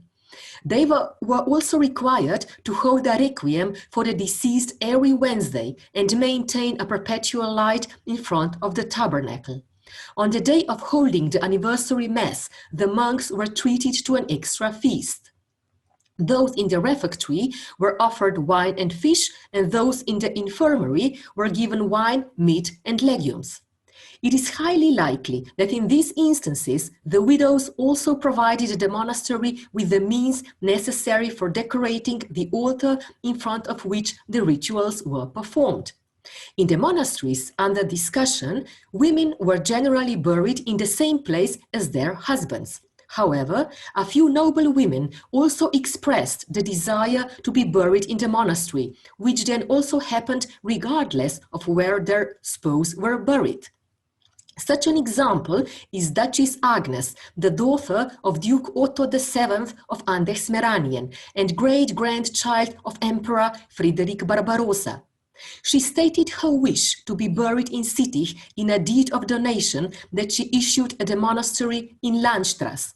In this document, Agnes asked the abbot and the convent of Sittich to receive her into the brotherhood and provide her with all the spiritual care, and she chose Sittich as her final resting place. She ordered that her remains be transferred to Sittich from wherever death might take her. I would also like to draw attention to Sophia of Weichselburg, the wife of the Margrave of Istria, Count Henry, from the distinguished Central European family of Andex-Meranien. Her father, Albert, was a companion of Emperor Friedrich Barbarossa in the Third Crusade. In 1228, she issued a deed of donation for the monastery in Sittich, in which she designated herself as Sitticensis Coenobii Fundatrix. This is a very intriguing formulation because the monastery was, in fact, co-founded by 3 brothers from Weichselburg family, including Sophia's grandfather. After Sophia died in Admont, her remains were transferred to Sittich. Examples from other Cistercian monasteries suggest that, as a woman, Sophia had the right to be buried in the monastery in the mid-13th century precisely due to her self-designation as a foundress, which meant the descendant of the actual founder. The most interesting name of a woman to appear in association with the Cistercian monastery in Sittich was undoubtedly that of Viridis Visconti from Milan, Duchess of Austria, married to Leopold III, Duke of Austria. Leopold was surprisingly educated by none other than the abbot Peter of Sittich, after Duke Rudolf IV appointed him as his chaplain and summoned him to his court in Vienna, where he became the teacher to his younger brother. After her husband's death, Viridis made a sudden decision to no longer pursue her life at the court in Vienna or Milan and chose to move close to the Sittich monastery. Viridis settled in a small mansion above Sittich, which stood near St. Lambert's Church, a chapel of ease. There she spent almost 20 years until her death. In 1399, Viridis' son, Duke William, conveyed her wish to be buried in Sittich, and the monks vowed to hold a requiem mass and an anniversary mass on Amber days at her grave. Viridis felt a strong affinity with both Cistercian monasteries, in Sittich and Landstrasse. She donated large sums of money to them. Interestingly, Viridis chose a mansion on an isolated hill above Sittich, even though she had a palace in not so distant Ljubljana, the capital of Duchy of Carniola, where she maybe also lived for some time. Namely, in Ljubljana she traded in real estate. In a document issued for the Sittich monastery in 1397, she stipulated that the monks recognize her and her ancestors as the major benefactors or founders of the monastery, which entailed certain spiritual privileges. The monks were obliged to offer a daily mass for her at the altar of St. Catherine, to maintain a perpetual light at the altar of St. Mary, and to hold an anniversary mass with vigils and masses in the attendance of all the monks that had received the sacrament of holy orders. On the other hand, the Cistercian convent in Landstrasse, to which Viridis also donated money, committed in one of the preserved documents to provide her palace in Ljubljana with 200 firkins of cider every year and perform well-specified rituals for the repose of her soul and the souls of her ancestors. In exchange for her financial support, the monks in Landstrasse had to celebrate a daily mass at the altar of the Holy Cross in the monastery church for her parents, maintain a perpetual light at the altar of St. Mary, celebrate yearly anniversaries of her parents' deaths, and administer the same rituals for her after her own death. It is safe to assume that Viridis, from distinguished Visconti family, also took care of the decoration of the mentioned altars. In 1414, Viridis' son, Ernest the Iron, Duke of Austria, wrote that his mother was buried in the monastery church in Sittich. As some early modern written sources suggest, Viridis was buried on the gospel side of the main altar. Unfortunately, her tomb was destroyed during the Ottoman incursions. The church in Sittich now only houses a stone that is claimed to have been part of a Virida's medieval tomb. The back of the stone still bears part of a Gothic inscription. The today's front part is decorated with the early modern Visconti family coat of arms. As is evident from a document of August 1421, in which the monks vowed to hold his funeral ceremony, Duke Ernest also wished to be buried in the church in Sittich. In the western wing of the cloister of Sittich, stylized male and female heads on 8 corbels are conceptually interesting, as the heads in pairs of male and female stare at each other. Above the one of the female heads is a crown, perhaps as a memorial to one of the remarkable women of the Sittich monastery. One can come across interesting information regarding women's commissioning of artworks in the Carthusian monastery in Gairach, the most important art patrons of which were the counts and princesses of Scilly. In the late Middle Ages, this was one of the most influential and distinguished dynasties in Central Europe, and in the 15th century it rose to several royal thrones, and, with Barbara, finally also to the imperial one. In September 1372, the prior of Gairach thanked Catherine, the wife of Hermann I, Count of Scilly, for her affinity with the monastery, by receiving her into the brotherhood and vowing to her that it would hold an anniversary mass with a vigil. Catherine was the daughter of the Ban of Bosnia and sister of Queen of Hungary.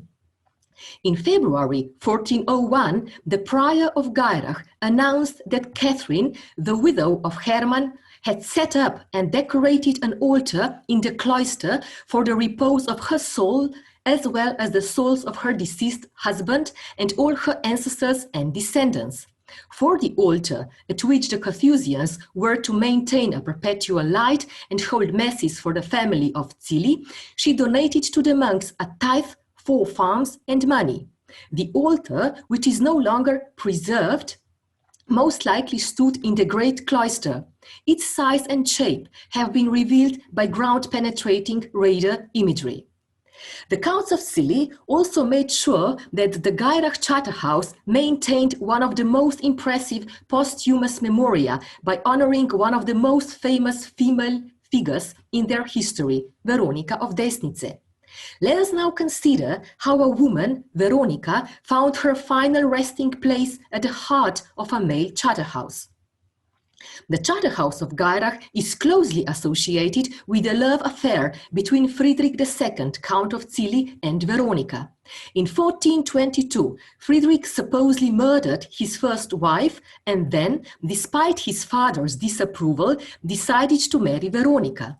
According to some, Friedrich and Veronica averted his father's wrath by fleeing to Gairach, where they found a safe place for their love during the time of the self-willed prior Arnold. After King Sigismund of Luxembourg made an attempt on their lives at the behest of Friedrich's father, Friedrich asked the Venetian Republic to grant them asylum, but to no avail. His father eventually caught Veronica and imprisoned her in a tower in Austerlitz Castle. Then he handed her over to the court under the accusation that she had tricked Friedrich into marriage by sorcery and that she pursued him with poison and sought other ways to take his life, as stated in the Chronicle of the Counts of Scilly. However, the ecclesiastical court before which the case was brought found Veronica innocent that same day. It has been suggested that Veronica's advocate in the trial was none other than Arnold, the prior of Gairach. Still dissatisfied, Friedrich's father had Veronica arrested again and brought to Austerlitz Castle. They first tried to starve her to death. Having failed in this, they finally drowned her in a bucket. However, the most striking part of the story was yet to come. Friedrich buried Veronica in the nearby town of Fraslau, and then years later changed his mind and decided to exhume her remains and rebury them in Gairach. This may have happened in 1428, Specifically, a record of the Carthusian General Chapter, preserved from the same year, mentions a chapel in Gairach that the monks wrote to the General Chapter about, and for which the chapter issued some sort of permission. This may well have been permission to bury a woman's remains in the Charterhouse. After Veronica's death, Friedrich ensured on several occasions that the Carthusians maintained her eternal memory, and he also issued a generous deed of donation to the Charterhouse in Freudenthal to hold masses for him and Veronica. Apart from donating money, a chalice, a chasuble, and other gifts to them to build another 3 cells, he also ordered the construction of a matronium in the monastery church with an altar to recite masses and commemorate him and his Veronica. In addition, he donated a farm to the Carthusians in Freudenthal, who in return used their income to maintain a perpetual light for the repose of his and his deceased wife's souls. The question concerning the location of Veronica's grave has been a subject of controversy at least from the 19th century onward. So far, attempts to locate it in the church in Gairach have been unsuccessful. Where then was Veronica led to eternal rest? The way to the answer is provided in a document of 1373, in which the prior of Gairach vowed that he himself and his convent would offer a perpetual mass and maintain a perpetual light in the cemetery chapel for the repose of the souls of the Counts of Scilly.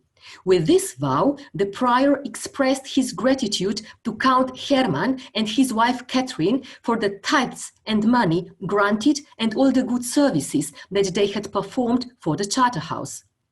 The document also reveals that the cemetery chapel was founded by the Counts of Scilly. In other words, the cemetery chapel, standing in the garth of the great cloister at the very heart of the Charterhouse, was built under their patronage. Philip, the cardinal and bishop of Sabina, and a nephew of Philip VI, King of France from the Valois dynasty, granted its visitors 2 times 70 days of indulgences. Significantly, the archival source containing this record refers to it as the Capella Committis in Cimiterio. Even more significantly, indulgences for the Committal Chapel in the Gairach cemetery were also granted by other 3 cardinals. The Committal Chapel stood at the heart of the monastic enclosure, which serves as a graveyard in Carthusian monasteries. On examining the chapel of St. Mary in Scilly, which was likewise commissioned by the Counts of Scilly, one can imagine the magnificence of St. Mary's Chapel in Gairach. But of course, we have to take into account that in Gairach was a Carthusian chapel. Because the cemetery chapel was founded by the Counts of Scilly, the question arises whether any of them wanted to be buried there, or rather, whether Veronica herself was buried in this most enclosed part of the male Charterhouse. One of the key pieces of evidence to support this is a record in the Vatican archives dated August 23, 1434. On that day, Friedrich II requested to receive indulgences in relation to the chapel of St. Mary in the Great Cloister in Gairach. The same document states that he wanted to be buried there. His intimate desire can be taken as a persuasive argument in favor of the hypothesis that Friedrich had Veronica buried in this chapel and that that's why he wanted to be buried there next to her. Prior Leonard, who headed the Gairach Charterhouse between 1426 and 45, vowed that he himself and his successors would hold perpetual anniversary masses for Count Friedrich II and Veronica. Moreover, the preserved necrology of the Freudenthal Charterhouse even designate Veronica as the Countess of Scilly, although she was Countess only by marriage. We can mention also Barbara of Cilli, the wife of Emperor Sigismund of Luxembourg and the daughter of Hermann II, Count of Cilli. In 1452, the Carthusian General Chapter bestowed her one of the highest spiritual graces that one could receive from the Carthusians and called on all Charterhouses across Europe to honor her by praying 2 complete psalters, one in the cell and one in the church. Monks who were priests had to celebrate 6 masses for her. Moreover, all Charterhouses were commanded to celebrate an anniversary rituals for her. In conclusion, it also seems appropriate to mention another famous medieval woman that was indirectly related to 2 Charterhouses in Slovenian territory. I'm talking about Saint Catherine of Siena, one of the central female figures of mystical and political life in the 14th century. In 1395, her confessor and the Master General of the Dominican Order of the Roman Obedience, Raymond of Capua, wrote a legend about her, also with ample support from Stephen Marconi. Descending from a noble family in Siena, Stephen was Catherine's secretary, one of her scribes and her beloved disciple. Sources describe the dramatic conversion that he underwent when he met Catherine. He even accompanied her to Avignon, where she successfully persuaded Pope George XI to return to Rome. He was also with her when she died, and he carried her body to the Basilica of St. Mary above Minerva in Rome. Stephen joined the Carthusian order precisely due to his association with Catherine, who, on her deathbed, pointed at him and told him to enter the Carthusian order. A year later, he joined the Charterhouse of Pontignano, where he was soon elected prior. In 1389, he was elected prior of a Charterhouse near Milan, where he embarked on building one of the most important settlements of the order, the Charterhouse of Pavia.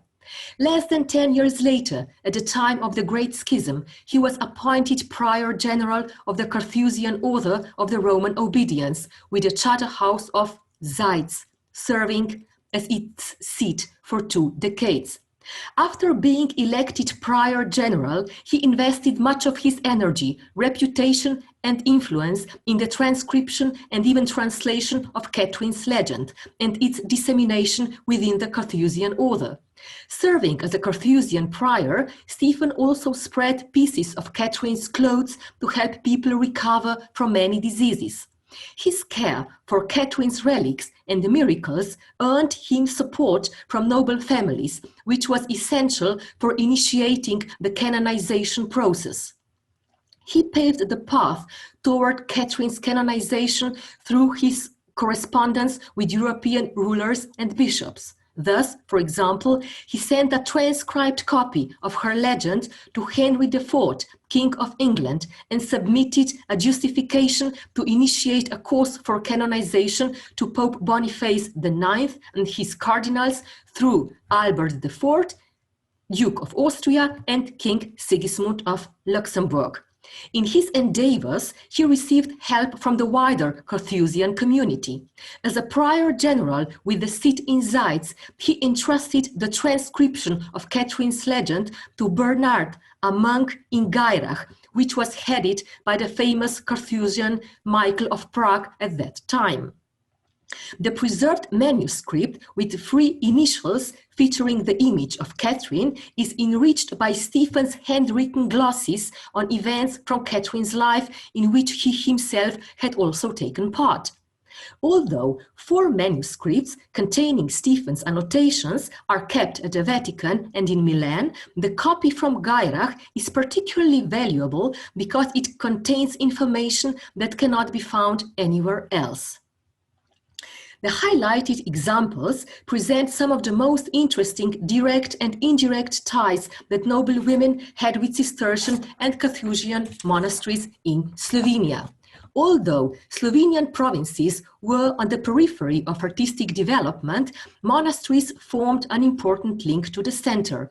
Therefore, understanding the developments that took place both at the center and on the periphery will crucially contribute to obtaining a full understanding of women's art commissioning and their associations and interactions with male Cistercian and Carthusian monasteries in late medieval Europe. Thank you very much for your attention. Our second speaker today is Dr. Diana Lucia Gomez-Chacon from the Universidad Complutense de Madrid.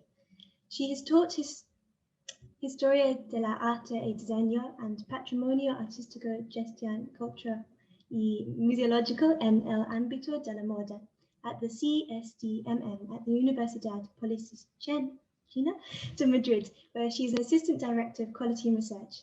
In December 2020, she joined the Department of Art History at the Universidad Complutense de Madrid as an Assistant Professor. Please join me in welcoming our second speaker, Dr. Diana Lucia Gomez-Chacon, who will be presenting on Beyond the Realms of Castile, Queenship, Devotion, and Artistic Patronage in the time of Queen Violente of Aragon. Okay, thank you very much. Good morning. First of all, I would like to thank the organizing committee and especially Nicholas for accepting my paper. And while presenting, I will switch off my camera just in case, so to make sure there are no Wi-Fi problems, hopefully. In spite of the attention that historians and art historians have paid to her husband, King Alfonso X the Wise, Queen Violente of Aragon has remained hidden under a cloak of silence, which is gradually beginning to leave. Queen Violente was a key member of the royal Castilian family, daughter of Jaime I of Aragon and of Violente of Hungary, and she was also mother of the Infante Fernando de la Cerda and mother of King Sancho IV of Castile.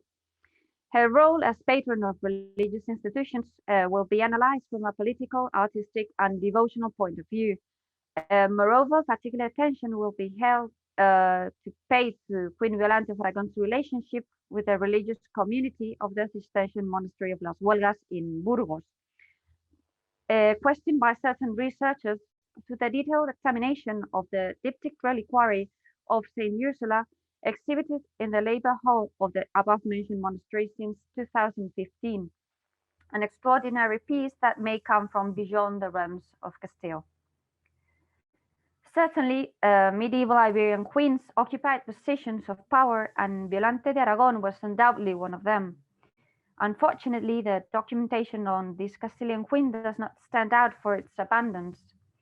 However, there are some documents of interest in the Archivo Histórico Nacional in Madrid, the Archivo de la Corona de Aragón in Barcelona, the Archivo Provincial de Pontevedra in Galicia, the National Archives of France, the Vatican Archives, and some municipal and ecclesiastical archives in Spain.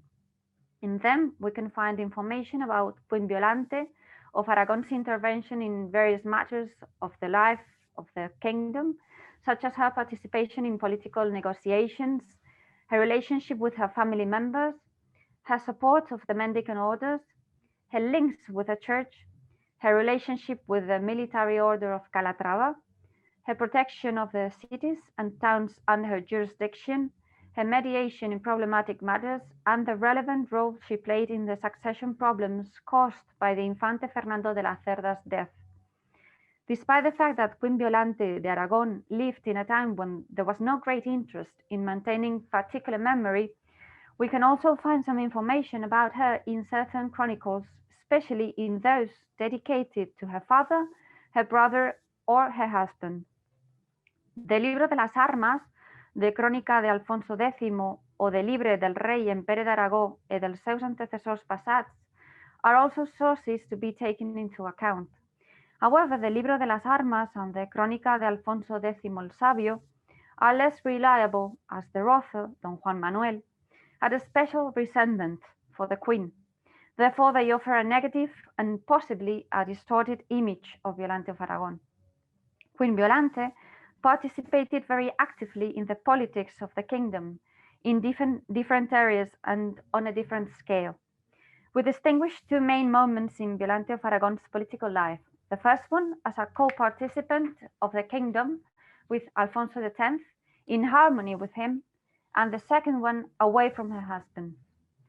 Serious disagreements between Alfonso X and Violente of Aragon began when the heir passed away, as the queen participated very actively in the matter, opposing her husband's political decisions. From then on, she became a great enemy of the king, both in political and personal matters.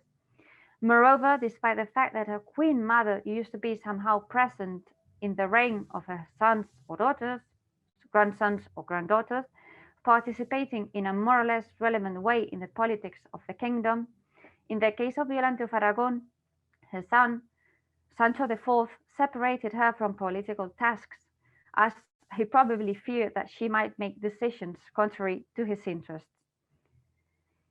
As we all know, medieval queens exerted influence through patronage. In the case of Violente de Aragon, she followed three main lines: the support for religious institutions, for culture, and for certain relevant members of society. Of these three aspects, her support of religious institutions is the one better documented. Violente's patronage of religious institutions began a few years after she became queen. Like her husband and her mother, she supported many mendicant foundations. Together with her husband, she probably participated in the founding of several convents of poor clerks, including Santa Clara in Murcia and Santa Clara in Santiago de Compostela. However, these are processes overshadowed by the scarcity of information. She was also related to the convent of Santa Clara in Salamanca, which requested the queen's help. If the documentation on Violente's support for the mendicant foundations in the city of Murcia, Santiago de Compostela, Salamanca, and also Zamora is not as good as could be desired, there is better information on her relationship with the mendicant monasteries in Valladolid, lordship of the Queen, as well as on the foundation of the convent of Santa Clara in Allariz, Orense in Galicia. The convent of Allariz, the religious foundations, and the support of other convents of poor clerks constitute Violente's individual religious patronage. To this must be added the protection offered to other religious institutions together with her husband, as part of the policy of helping mendicant houses, such as the convent of Dominican nuns of Santo Domingo Real in Madrid. If documentation allows us to know Violente of Aragon's relationships with the monasteries in different parts of the kingdom, the possible relationship that the queen could have had with the monastery of Las Huelgas in Burgos is not so clear. Some authors have related Queen Violente with the funerary enterprises of 1279 and in particular with the consecration of the cemeteries that took place on September the 4th of that same year, shortly after Queen Violente had returned from her temporary exile in Aragon. The Infante de la Cerda was buried there. He was possibly the first to be entombed in Las Huelgas after Enrique I, who died in 1217. This circumstance, the creation of a cemetery for Allorium Regum, therefore for other kings, has been interpreted as part of the Queen's intention to praise the memory of her deceased son. She might have wanted to defend the royal status of the heir Fernando de la Cerda and of his descendants. Although it cannot be proved, it seems clear that Fernando de la Cerda was buried in Las Huelgas as a king. Queen Violente of Aragon would have seen in that monastery the place that could keep the memory of her deceased son and from which his dynastic legitimacy could be claimed. It is in this sense, in the consideration of Las Huelgas as a bastion of the cause of the Infantes de la Cerda, that Queen Violente's bond with that monastery can be seen. Since 2015, a 13th century diptych reliquary, previously located in the 16th century altarpiece baldachin or cabinet reliquary of the nuns' choir, has been exhibited in the labor room of the monastery of Las Huelgas. Hardly any information is known about this unique piece that appears mentioned at the beginning of the 20th century in the monastery's inventories. However, this data would not necessarily indicate that the diptych reliquary had then reached the monastery.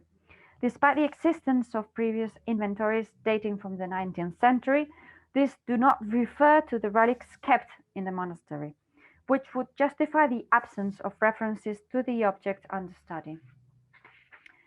On the other hand, although we know that the monastery of Las Huelgas received throughout the second half of the 19th century various objects for worship from filial monasteries, the truth is that certain details, which will be exposed throughout this paper, make us suspect that this reliquary may have been donated by Violente de Aragon to Las Huelgas at the end of the 13th century.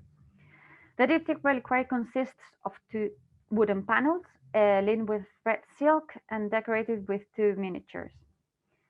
It presents a clear Dominican iconography. The left panel is decorated with Saint Ursula, Saint Peter Martyr, and Saint Catherine of Alexandria, and the right panel shows the images of Saint Dominic, the Virgin and Child, and a Dominican nun, identified by the inscription above her head as Saint Helen, mother of Emperor Constantine.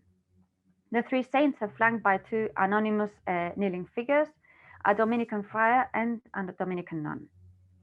I would like to highlight the singularity of the Dominican nun identified as Saint Helen of Constantinople by some researchers.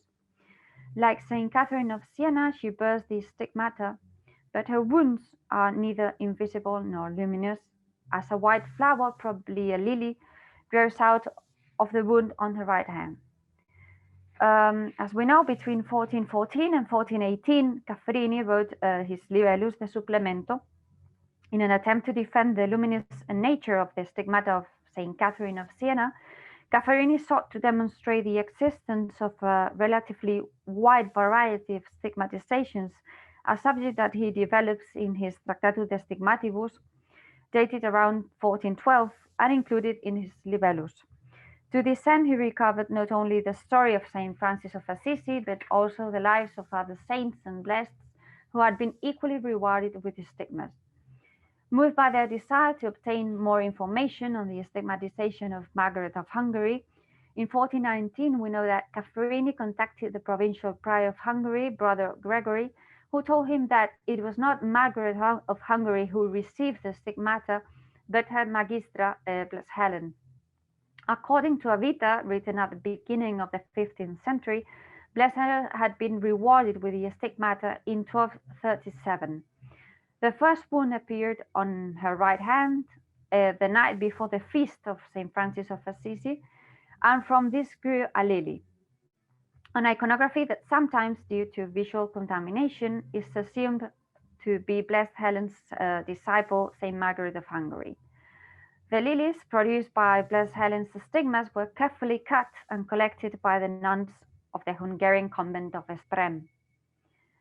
The first versions of Blessed Helen's Vita date from between 1241 and 1272. The little-known cult of the Dominican nun did not begin to spread through Hungary at the time of her death, but around the time her Vita was written down by the religious community of the Dominican convent of St. Catherine of Esprem. Therefore, the presence of this Dominican nun in the diptych reliquary of Las Huelgas, added to the fact that she is identified as Saint Helen, despite not having been canonized, suggests that it might be an object from Hungary, more specifically from one of the convents associated with the memory of this nun, the aforementioned convent of St. Catherine of Esprem, or that of Our Lady of the Island of Hers in the former Buda, currently Budapest, which was built between 1246 and 1253 by order of King Bela IV and his wife Maria Lascaris for their daughter, the future St. Margaret of Hungary, and over 70 nuns who belonged to the aristocratic elite. But at this point, the question is, how did this piece arrive at Castile? In this regard, I would like to point out that the chronology of the piece, dated to the end of the 13th century, coincides with the reigns of Alfonso X, Sancho IV, and Fernando IV. However, these kings do not seem to have had a direct connection with Hungary, and this makes me think of Violente of Maragon as a possible donor of this Hungarian diptych reliquary to the monastery of Las Huelgas in Burgos. Moreover, we must not forget that her mother, Violente of Hungary, was the sister of King Bela IV and therefore the aunt of Saint Margaret of Hungary. Despite the difficulty motivated by the lack of documentation of determining how the diptych reliquary arrived at Las Huelgas, according to my hypothesis, the person in charge of donating the aforementioned piece to the community of Cistercian nuns could have been Violente of Aragon. The Queen could have received the diptych reliquary as a gift from Hungary due to her direct family ties with the Arpad dynasty. Furthermore, Violente de Aragon's devotion to mendicant orders is demonstrated through her patronage. Throughout her life, she favored various convents of Poor Clares, Santa Clara de Murcia, Santa Clara de Santiago de Compostela, Santa Clara de Salamanca, and Santa Clara de Allariz, Franciscans, San Francisco de Valladolid, and Dominicans, San Pablo de Valladolid. To this should be added the fact that in Hungarian, Elena is a variant of the name Yolanda, Jolenta, or Iolant, which would make Elena de Vesprem the Hungarian patron saint of the Castilian queen. In fact, Iolante is the variant of her name that Violante of Aragon used for signing documents.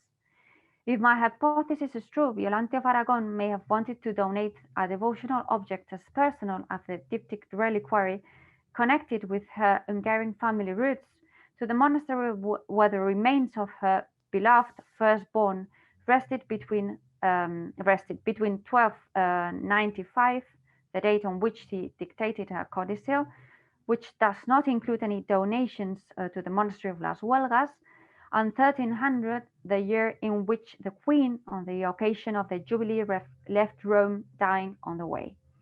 Although the Queen stipulated in her will that upon her death, the owners of the convent of Santa Clara de Allariz should receive her entire chapel, Violante of Aragon could have delivered, while still alive, the piece under study to the community of Las Huelgas in charge of taking care of the remains of the deceased Infante. In fact, it is difficult to believe that the Queen had no relationship with the nuns of the convent where Fernando de la Cerda's tomb was located. As Rocío Sánchez Ameijeras from the University of Santiago de Compostela has pointed out, the fact that the cemetery was consecrated for Alorium Regum, that is, for other kings, when only Enrique I rested there, could indicate the royal condition of the heir Fernando de la Cerda, which would confirm once again the intervention of the Queen. Definitely, this interpretation of the cemetery projected as an instrument of exalting the condition of the firstborn as legitimate heir, and with it that of his descendants, added to the hypothetical donation of the diptych reliquary by Violante of Aragon to Las Huelgas, would prove the relationship of the Castilian Queen with the Cistercian monastery, which deserves to be reviewed and reconsidered in future researches. Thank you very much. I'd like to thank you very much indeed for introducing us to such a fascinating reliquary and diptych. Her question relates to the diptych's origins. Is there stylistic and technical evidence to link the diptych with the Hungarian workshop? Well, Sarah, thank you very much for your question. It's really interesting indeed. It's something I'm currently working on. From my point of view, there's no evidence to link this diptych reliquary to a Hungarian workshop, but I think that there are some stylistic and technical aspects that may link it to a French workshop. And it's interesting because the different monarchies in these years were all linked with family bonds. And in fact, the French king at the moment was the grandson of Violante of Hungary, who was the mother of Violante of Aragon. So maybe all these workshops were linked because all these monarchies had this kind of family and blood bonds in between. But it's something that I should still work more profoundly and more deeply. And I'm not really sure about it, but this is what I can say right now about this issue. Thank you. I've got another question in the chat from Tom Nixon. He says, thank you for sharing such a wonderful object. Do you think Geoffrey de Loyasse might play a role here. His family was closely affiliated with Violente, and his parents were buried in Las Huelgas. Yeah. Hello, Tom. Thank you very much for your question. It's indeed one of my doubts, serious doubts about the origin of this piece, and I think that it might be more interesting the option of having Violente of Aragon as the donor of this piece, because in the case of José de la Lisa and his family, the entombment, if I'm right, is a bit early for the creation of this object. So that's why I forgot about this, eliminated from my possible hypothesis, this possibility that you're talking about, and I looked directly to the figure of the queen. But of course, it's something to study more deeply, the relationship of this Hungarian family with the king, with the queen, and with the Cistercian monastery. So you're completely right about it. Thank you.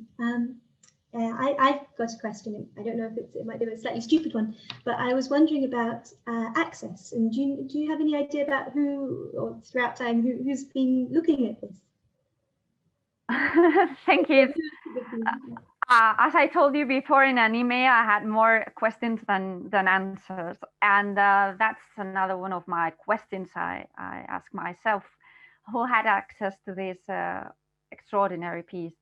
And unfortunately, I don't know where it was exhibited. I think it might be somewhere near the tomb of Fernando de la Cerda, if it's hopefully linked to her mother.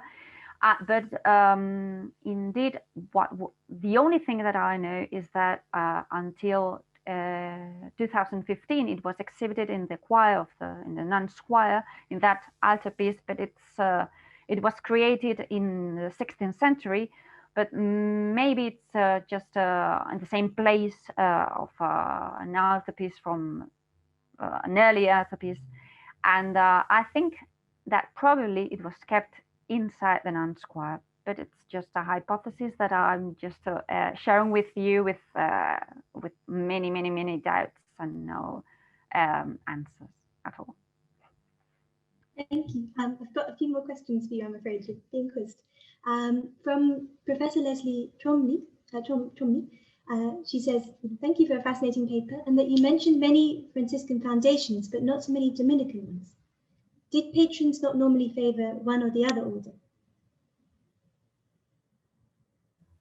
Well, in the case of Violente de Aragon and Alfonso X, indeed they founded and they promoted and they protected many Franciscan monasteries, especially, as I told you, Port Clares.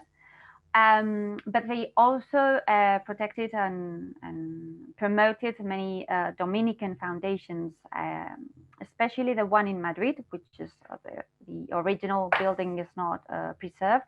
It's missing, the Santo Domingo el Real in Madrid, which was also a royal foundation, especially linked to the monarchy, the Castilian monarchy throughout the centuries. And especially in the case of Violante, she had a special relationship with a convent of, with the monastery of San Pablo in Valladolid, which was of Dominican friars. And she was also linked with the foundation and the promotion of that monastery. We also always say say that it was some kind of devotional aspect, the foundation and promotion of these convents and monasteries, but I'm sure that it was also politics, and because these institutions were really powerful during those decades, and I think that promotion and patronage should be studied also from a political point of view, because sometimes it's really the key behind those interventions. Thank you. I've got another question about the materiality of the object from Joanna Cannon and also from Susie Nash. They were wondering, what's your thoughts about the relics that were placed? replaced by the gems in the framings around, and the use of parchment, illuminated manuscripts. And are these images made specially for the diptych, or is it a compilation? Thank you very much for the question. It's really interesting because when I first saw the piece and when you see the images with that resolution, you can see that it might look as some kind of Frankenstein, if I can use that expression, because indeed the miniatures that I showed you in both panels are not perfectly cut out, so they are like some pieces missing, and in some places it's a bit irregular. So I thought at first that it might be just a compilation of different pieces of art put together, but I think that looking at the relics that were kept around these miniatures and the iconography of both illuminations and the possible origin of this piece, I think that it would be created ex novo for one of those convents that I mentioned. And it's really interesting because one of the problems that I have while studying this piece is that I cannot make any comparisons with other pieces in Castile, and it's difficult to find similar pieces outside Castile, even in Aragon and throughout Europe. So I studied I read very carefully the works by Cristina de Benedictis on diptych reliquaries, and there were especially Franciscan creations. So in this aspect, it's even more extraordinary that this kind of object was linked clearly to a Dominican context. But the sorry, because I'm not a specialist in this kind of objects from a material point of view, and maybe someone with profound, more deep knowledge on this kind of objects could explore and analyze more precisely than I have done it.